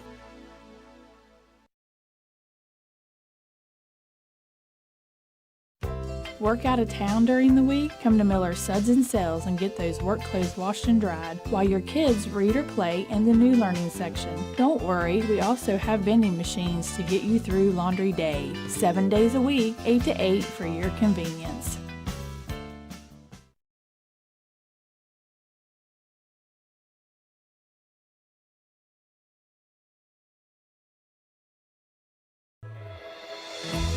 Myers Family Insurance in Elizabeth is your local farm and business insurance specialist.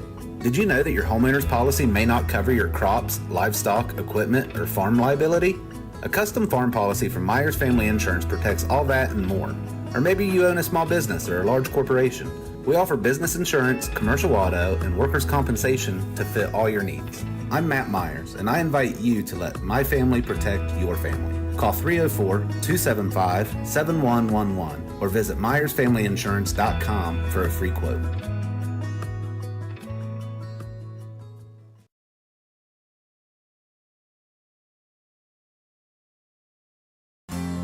Fall sports are back, and so is that hometown pride we all love. At Calhoun Banks, we're proud to support our local community's athletics and even more proud to support all of you. Whether you are applying for a loan, opening a checking or savings account, or taking advantage of one of our many services, we're here to make things easier. Join a team that's been trusted for generations, 125 years strong and still your go-to local bank. To apply online or contact us, go to calhounbanks.com or visit us in Grantsville, Arnoldesburg, Glenville, and Elizabeth. Good luck and have a great season.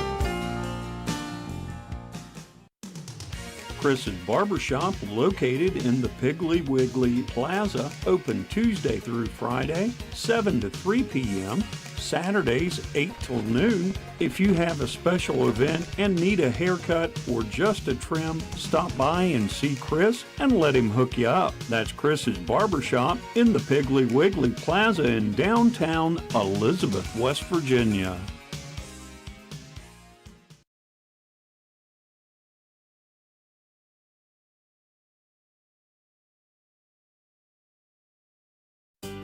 Print out your digital coupons now for Moore's Piggly Wiggly and don't miss out on these great deals. Kraft Mac and Cheese, 4 for $4. Pop-Tarts, 2 for $5. DiGiorno Pizzas, 2 for $5. General Mills Cereals, 2 for $5. Johnsonville Brats, $3.98. Ballpark Franks, $1.98. Nathan's Beef Franks, $4.98.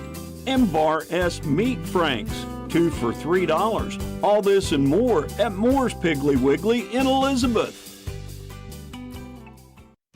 Hey guys, got dirty clothes? Come to Miller's Suds and Sales and wash your clothes in style at our brand new laundromat with state-of-the-art machines located around the corner from Miller's Steals and Deals. Shop while you wash, 7 days a week, 8 to 8.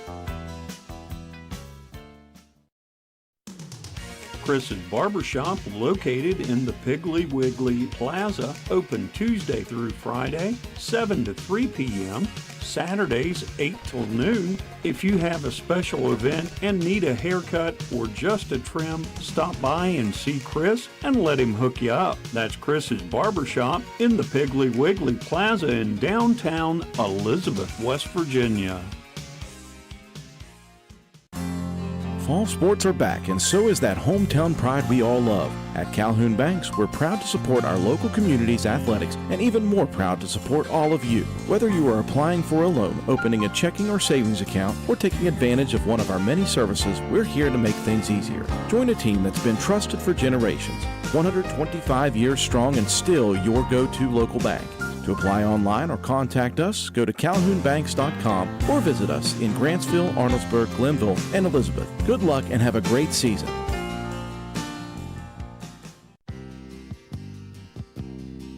Mason's Towing and Recovery has 35 years of experience. Call us at 304-275-3621 to get help with recovery and accidents, mechanical breakdowns, and more. We are a part of AAA and we take most insurances. If you break down out of town in Parkersburg or Charleston, or if you just Bo-Duke jump it over the hill, we will be there to get you home safe and sound. Call Mason's Towing for all your towing needs at 304-275-3621 and tell Rick WVRC sent you. Twisted Sisters, located at 1065 Little Canal Parkway, Elizabeth, West Virginia, 304-275-0012, is proud to be the Wirt County Tigers Fan of the Week sponsor. We've developed a new smash burger with lettuce, tomato, onion, and our tiger sauce. Come try one today and sign up for the Fan of the Week drawing that will be held every Friday through football season. Listen for the drawing on WVRC 104.7 FM at 4:05 every Friday for your name. Good luck. That's Twisted Sisters at 1065 Little Canal Parkway, Elizabeth, or call us today at 304-275-0012 to place your order. Myers Family Insurance in Elizabeth is your local farm and business insurance specialist. Did you know that your homeowner's policy may not cover your crops, livestock, equipment, or farm liability? A custom farm policy from Myers Family Insurance protects all that and more. Or maybe you own a small business or a large corporation. We offer business insurance, commercial auto, and workers' compensation to fit all your needs. I'm Matt Myers, and I invite you to let my family protect your family. Call 304-275-7111 or visit MyersFamilyInsurance.com for a free quote.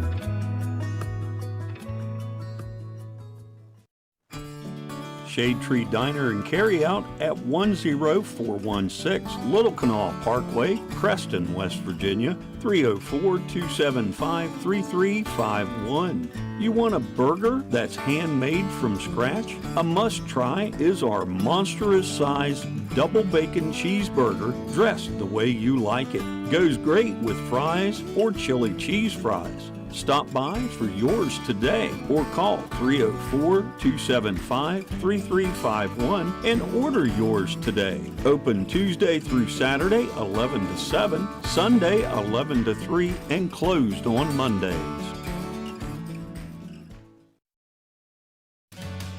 Tired of driving 45 minutes or more just to stand in line at the DMV? Skip the trip and come to B&D Title and Licensing in Elizabeth, right off Route 14. We handle it all from vehicle title transfers, renewal stickers, duplicate titles, and more. Plus, we've got a notary on site and even offer after-hours appointments to fit your schedule. Save time and skip the hassle and get it done close to home. Call owner-operator Bobby Moore today at 304-488-1906. That's B&D Title and Licensing in Elizabeth, your faster, easier DMV alternative. Welcome back to Pine Grove, West Virginia, where we had just got word from Engineer Hayes, who heard it straight from the head coach's mouth, that this second half will be 2 8-minute quarters that will continuously run. So the head coach has agreed on that.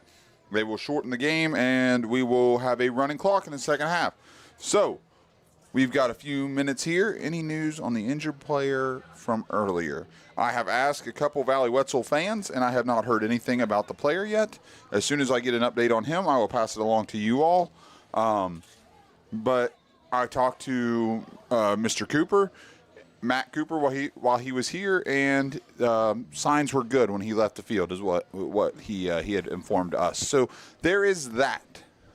But still, they went ahead and took him to get checked out. But I think everything was starting to trend in a better direction once he was able to get to the ambulance and such. So hopefully he's on the road to recovery.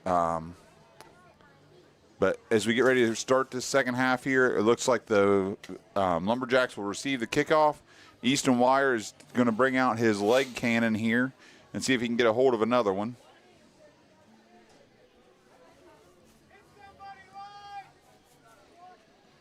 The Valley Faithful is still cheering on their team.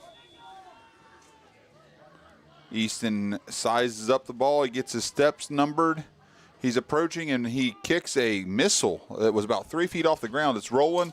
Kincaid couldn't handle it on the first scoop. And oh, man.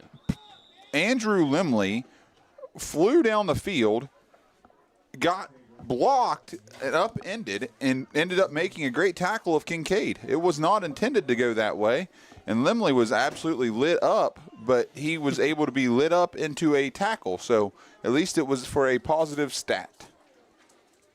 During the halftime break from inside the Pine Grove press box, we had a massive hot chocolate spill. So we are operating on caution right now because the floor's sticky in some places it's slick.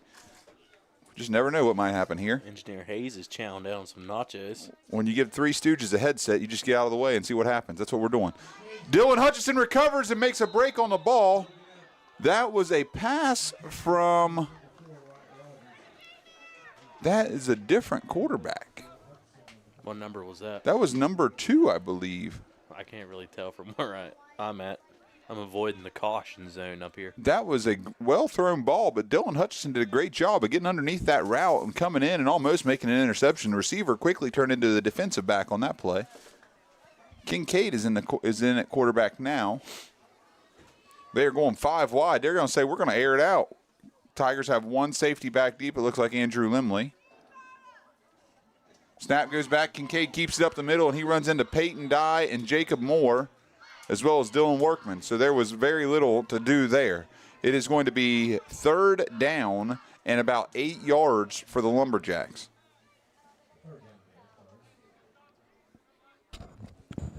Wisterman's coming over to get the signals, and he's running it into the huddle to tell his teammates.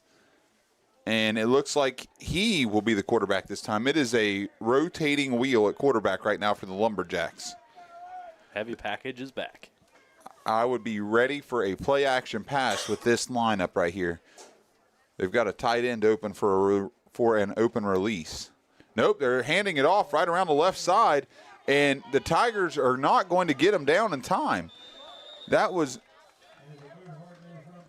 Ashton Lockhart and Caden Stilgenbauer on the play, and Kincaid was able to pick up enough yardage for a 1st down for the Lumberjacks.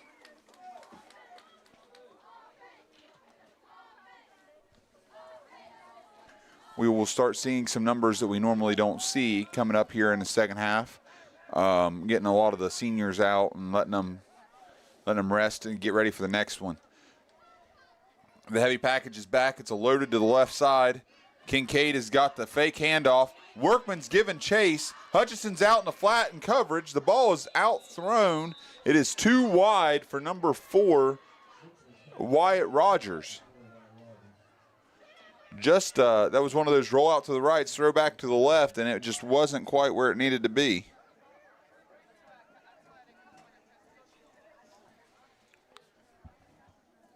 So it brings up 2nd down and 10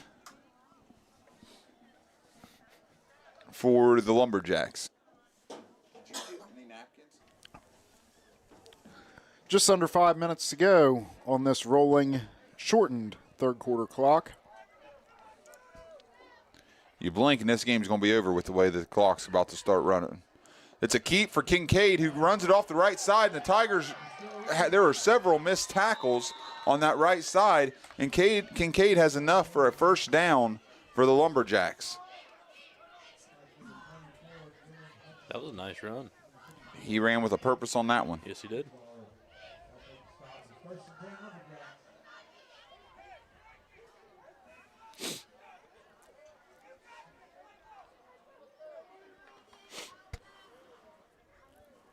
It is going to be the spread formation with Kincaid behind center. Kincaid eyes the defense. He claps his hands. It's a handoff up the middle. And Frankie Bolick, and I got to see who the ankle wrap was there. Frank Bolick and Jake Moore. Number 2. Peyton Dye. Peyton Dye grabbed him around the ankles and held on while the rest cleaned it up top.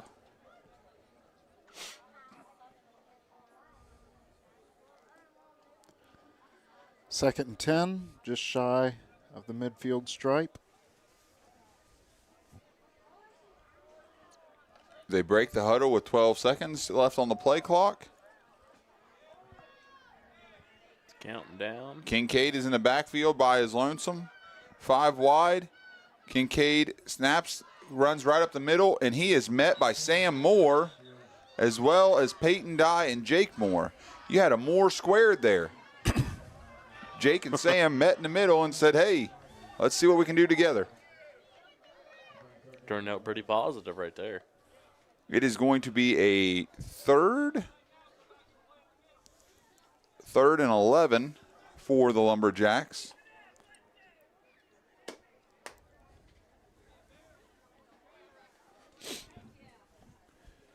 The Lumberjacks go spread formation, 5 wide. Maybe. Now he's joined in the backfield by a running back. Kincaid snaps. It's a pass. He throws a quick slant to number 4, who held on and gets upended by Frankie Bolick. Frankie Bolick and Peyton Dye came in after Emmett Paxton had wrapped him up around the ankles.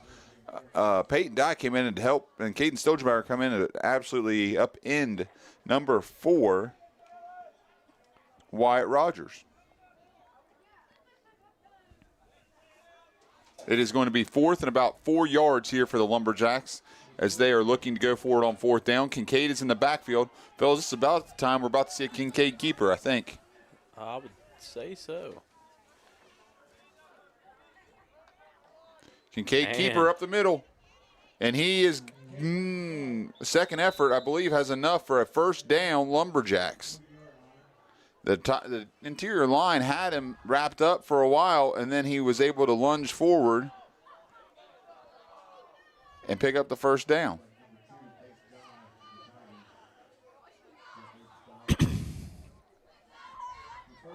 It is 1st and 10 Lumberjacks as they have entered the Tigers' territory for the second time tonight.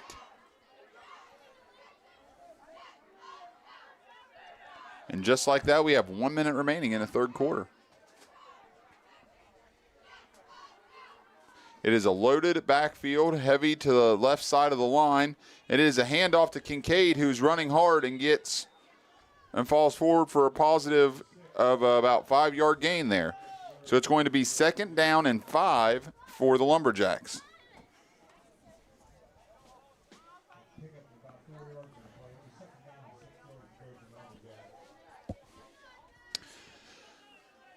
Nope, they're going to have to run one more play here in the third quarter.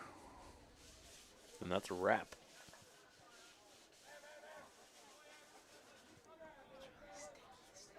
It is a heavy formation to the left side again.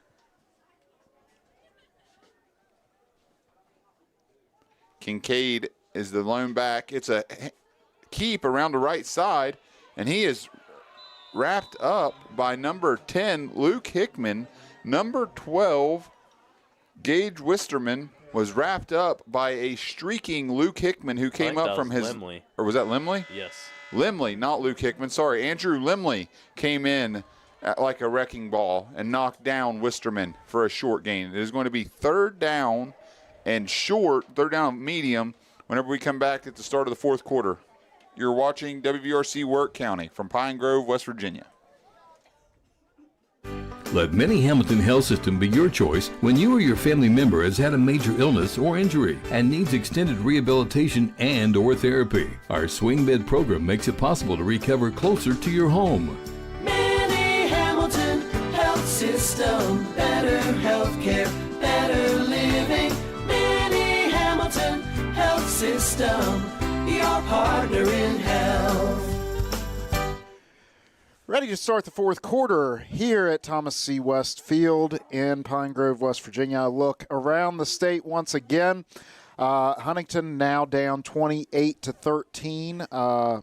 Sevier County, Tennessee leading Huntington 28-13.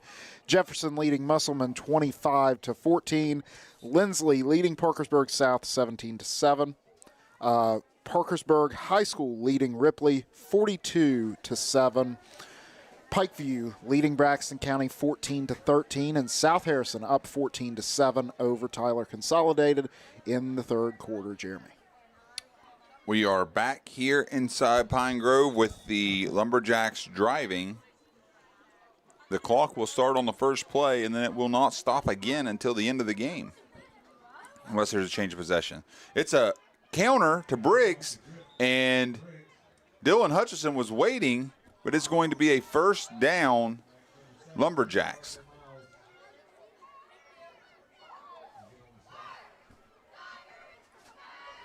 They're moving the ball pretty well this drive. They are moving the ball very well here. I think we've got all reserves for people playing in different spots in the game now than what we had at the beginning. So the Tigers are going to have to get a couple stops here if they want to run another offensive play tonight. I think Coach Hickman would like to see his young offense get a chance to do some things, but if we can't get the Lumberjacks off the field, that ain't going to happen. Everybody and their brother was still moving when that snap happened. It is going to be timeout. Okay, timeout Lumberjacks. I thought that we were going to get an offside penalty there, but it's a timeout instead. So we will stay here and stay live from Pine Grove, but it's going to be 1st and 10 Lumberjacks whenever we resume play.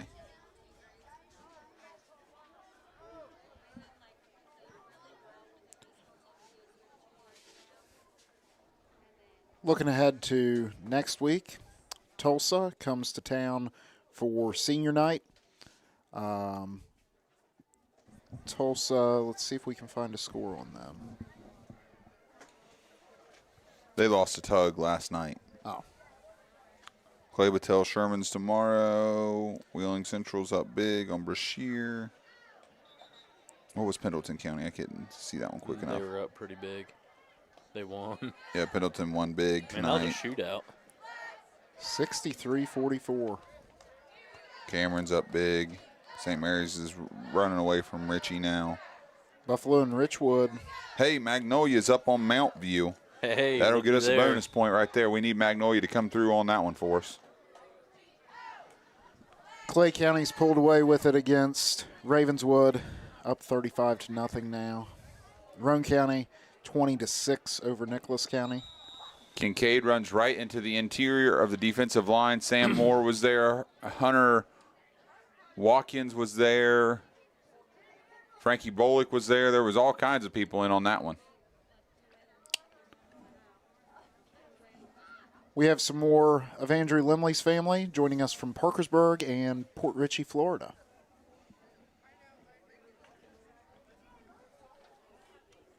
We got fans from about everywhere. We have 292 people still watching us on YouTube alone. In a game that has been single-handedly a Wirt County. The pass was overthrown for even Dylan Hutchison to run under. The ball was intended for Kincaid's pass was intended for Rogers, and he overthrew him so far that even Hutchison couldn't get underneath of it. But we have a game that is in every way, shape, form over in Wirt County's favor, and we still have 292 people tuned in watching with us. I appreciate it. The student athletes appreciate it. It means a lot to see the community continue to support even in lopsided victories or losses. In this case, we're glad to be up on the scoreboard, but we appreciate all the support and the continued support even in situations such as this. Kincaid's in the backfield. He claps his hands. He's dropping back for a pass. He's got a man. Dylan Hutchison's going under it. Dylan got ran into by his own teammate who was also tracking said football, and he ran into number 12, Gage Wisterman. So we had freshman on freshman contact. Limley and Hutchison ran into each other, and neither one of them caught the football. And Limley is running to the sidelines.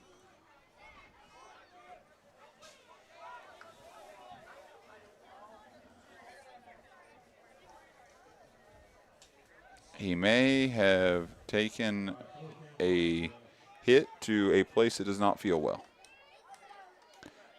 Kincaid drops back. He's scrambling. Bolick is in the backfield. He almost got him down. Kincaid's running to the other side. He's got room, but not for long. Ashton Lockhart runs him out of bounds. That is going to be a turnover on downs by the Lumberjacks. It will be Wirt County football from the 30 or the 28-yard line, 29-yard line. Something around there. So Wirt County will run out their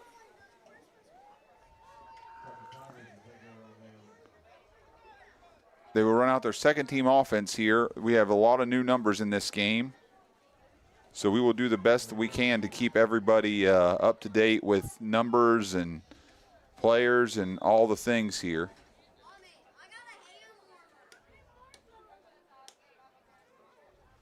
We've got Hickman in the backfield. He's flanked by Parker Myers. We've got two receivers to the bottom, one receiver up top. Hickman claps his hands. It's a pitch play to Parker Myers. Parker cuts it up. He's got some room. He's looking for the sideline. And Parker is upended by number 58 for Valley, and that is Trip Lee. Trip Ice. Trip Ice. Maybe we should turn the lights back on. I can't see. The Tigers will go again here with 3 minutes to go. Try to get as many snaps for these young guys as we can here. Hickman's in the shotgun formation. He's got Lockhart to the bottom side, and he's got two receivers up top. He claps his hands. It's a handoff to Myers, who cuts it up and gets as many yards as he can. The whistle blows before he was able to spin free. It's going to be 3rd down and about 5 for the Tigers. A quick whistle there may have kept Parker Myers from getting some serious yardage.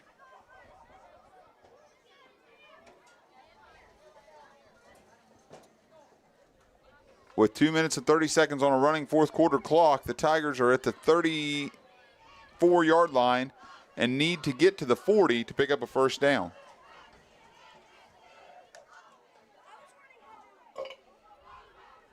Hickman's pitch out to Myers was a little bit too far in front of him, but he was able to keep a hold of it, and they pick up 1 yard on the play. Hickman led Myers just a little bit too far and got the rhythm off on that one. It is going to be 4th down and about 5 to go with 1 minute and 59 to go, so we'll see what Coach Hickman has drawed up here.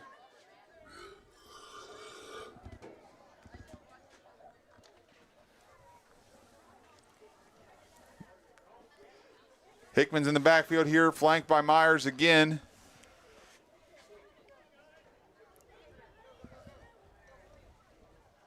Hickman claps his hands. It's a pitch play to Myers, and Myers has got nowhere to go. He's trying to find somewhere, but he was met in the backfield and upended by number 54, Briggs, on the play. So the Lumberjacks will take over from the 35-yard line. So it will be 1st and 10 from the 34-yard line for the Lumberjacks, who are also running in some reserve players.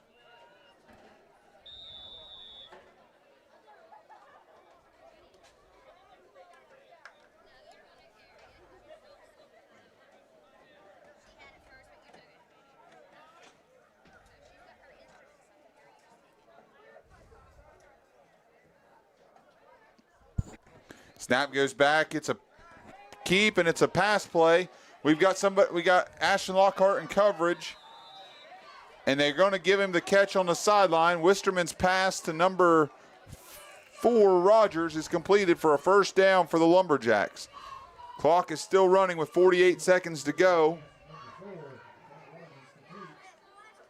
The Lumberjacks seem like they're okay with just packing this one in at 42-0.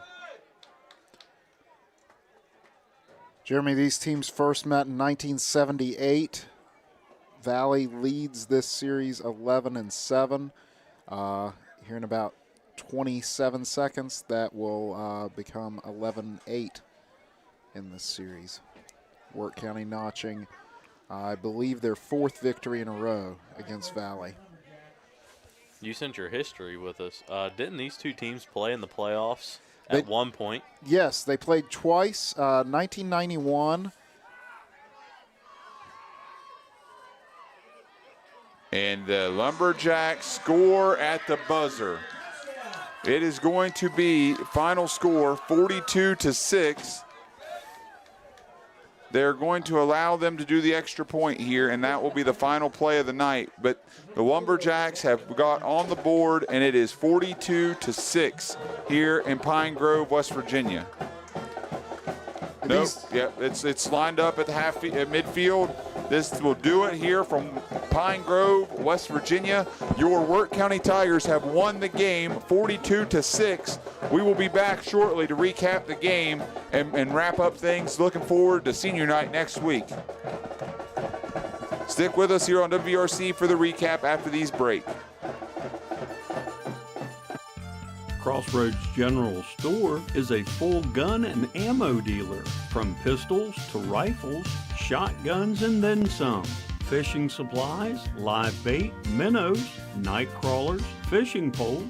We have full gun safes and locking pistol boxes, turkey decoys, deer feed, bow target blocks. Don't forget to fill up your tank. We have Marathon gas and a full store of convenience items.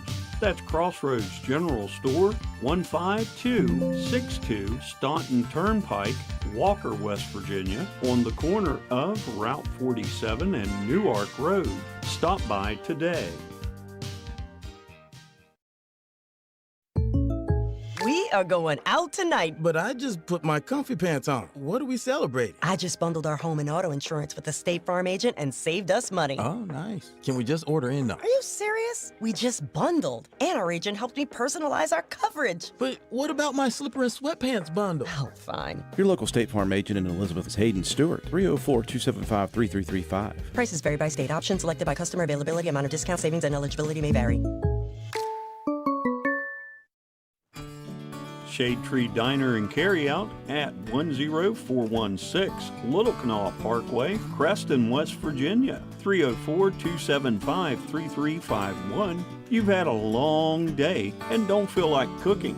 Shade Tree has mouth-watering pizza and calzones made to order with 10 toppings to choose from. Call 304-275-3351 and order yours today.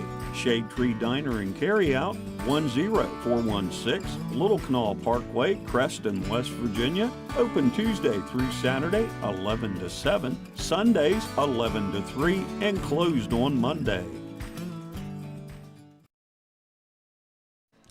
Back for post-game coverage at Thomas C. West Field. Tiger victory 42-6 over Valley. Shane, we were talking about the history between these two teams. 1991, these teams met in the playoffs. 1994, they met in the playoffs. Wirt County did drop both of those. That was during, I believe it was a 4-year run that Valley was in the state championship games each year. These people, the people out here, I think they're that era is known as the Bad Boy era. I'm pretty sure, if I'm not mistaken. I like it. Gentlemen, our Moore's Piggly Wiggly players of the game. On the offensive side of the ball, tonight we had an opportunity there in the first half. I think the young man has only threw two or three incomplete passes all night, but Tyler Smith did a great job of getting the Tigers offense moving up and down the field early. But I also wanted to go ahead and throw a bone to the young up-and-comer, Luke Hickman, who came in and threw his first touchdown of the night. So we're going to go with the duo at quarterback tonight for the Tigers, Luke Hickman and Tyler Smith, as they were able to kind of just run that quarterback position, a field general, if you will, and did a great job of all things quarterback back there. So both of those guys, Luke's got a bright future here in the orange and black, and just excited to watch that young kid grow up. But Tyler Smith did exactly what the senior needed to do. He came in, got his work done early, and got out of the game. The receiving core, man, great job tonight. I mean, Andrew Limley, Brody Goodwin, Easton Wire, Jake Moore, just an absolutely outstanding job. We came in with a blanket covering them. Here we go again. As they leave, there's still a blanket covering those receivers. There's not a whole lot of breakaway. And then we talk about the two-headed monsters early. Adrian Hartford and Anthony Morgan both, even though the workload was lighter this week, came in and made the most of every opportunity they had, chunk yardage after chunk yardage. So really, really good job by the whole offense. And, man, none of that's possible without the offensive line. But tonight, the Moore's Piggly Wiggly players of the game is going to be on offense is Tyler Smith and Luke Hickman. But the whole offensive unit did well. On defense, we always love giving this guy a shout-out. He's kind of a household name, it seems like, ever since he had his rumbling, stumbling, bumbling fumble recovery almost for a touchdown. He's a young man that just does everything the right way, and he's a leader for this group. And on defense tonight, they kept trying to run that heavy package, and Lucas Paul kept clogging up that middle every single time. So tonight's defensive player of the game, Morris Piggly Wiggly, defensive player of the game, is going to go to Lucas Paul. And I tell you, that young man just plays the game the right way. He's exciting to watch, and he's really fun to talk to. He's just a really good kid, and we'll give him the player of the game on the defensive side of the ball for his work up front tonight. Fellas, don't look now, but we head back to Wirt County next week for senior night. Season's almost over. As we have blinked, it has turned cold, and the days of calling football games are running on the fewer side of things. So next week, Wirt County ushers in Tulsa. As they come and make the long journey to Elizabeth, West Virginia, the Tigers look to send out this senior class, a very decorated senior class, a very experienced senior class, a very rewarding senior class for the people who get to stay here and watch them every week. Next week's going to be a special week for those guys. Big game. Every game right now is a big game. We're looking to try to get to the end of the season 8-2, and as we usher in Tulsa, it's going to take a good week of practice this week, isn't it, Shane? Yes, it is. That's all that Tulsa wants right now, is to ruin our chances of hosting a playoff game anyhow. Yeah, and that's exactly it. Like we talked about it at the start of this one. Valley would have liked nothing more than to add a win and see if they couldn't get on a 3-game win streak. Tulsa's won a couple football games. Yes, they have. They win a couple more. They're in the Class A playoffs, and if they upset Wirt County, who's probably going to be in the top 10 next week, you upset Wirt County in that situation, and it's one of those that now they're crawling into that 16 picture, and they're looking to try to find the playoffs. So they'll be ready to play. I know that coming out of a tough game against Tug Valley, which was close for most of it, they'll be ready to come to Elizabeth and play football. So with all that being said here from Pine Grove, West Virginia, fellas, did you hear Country Roads playing in the background there a little bit ago? I do believe so, yes. It's been a minute since us West Virginia fans have been able to sing Country Roads, so it was at least a good memory that John Denver still exists. But hopefully those Tigers tomorrow. Hopefully those Mountaineers can take care of the TCU Horned Frogs in the Coal Rush game and get us to where we can sing some Country Roads at Milan Puskar tomorrow. So we'll see what happens. But as for now, you've listened to WVRC Wirt County. It's been a pleasure to bring it to you. We're glad you hung around. We're glad you interacted with us. But I'm going to kick it over to Shane and let him send us out for the evening. From Pine Grove, West Virginia, go Tigers.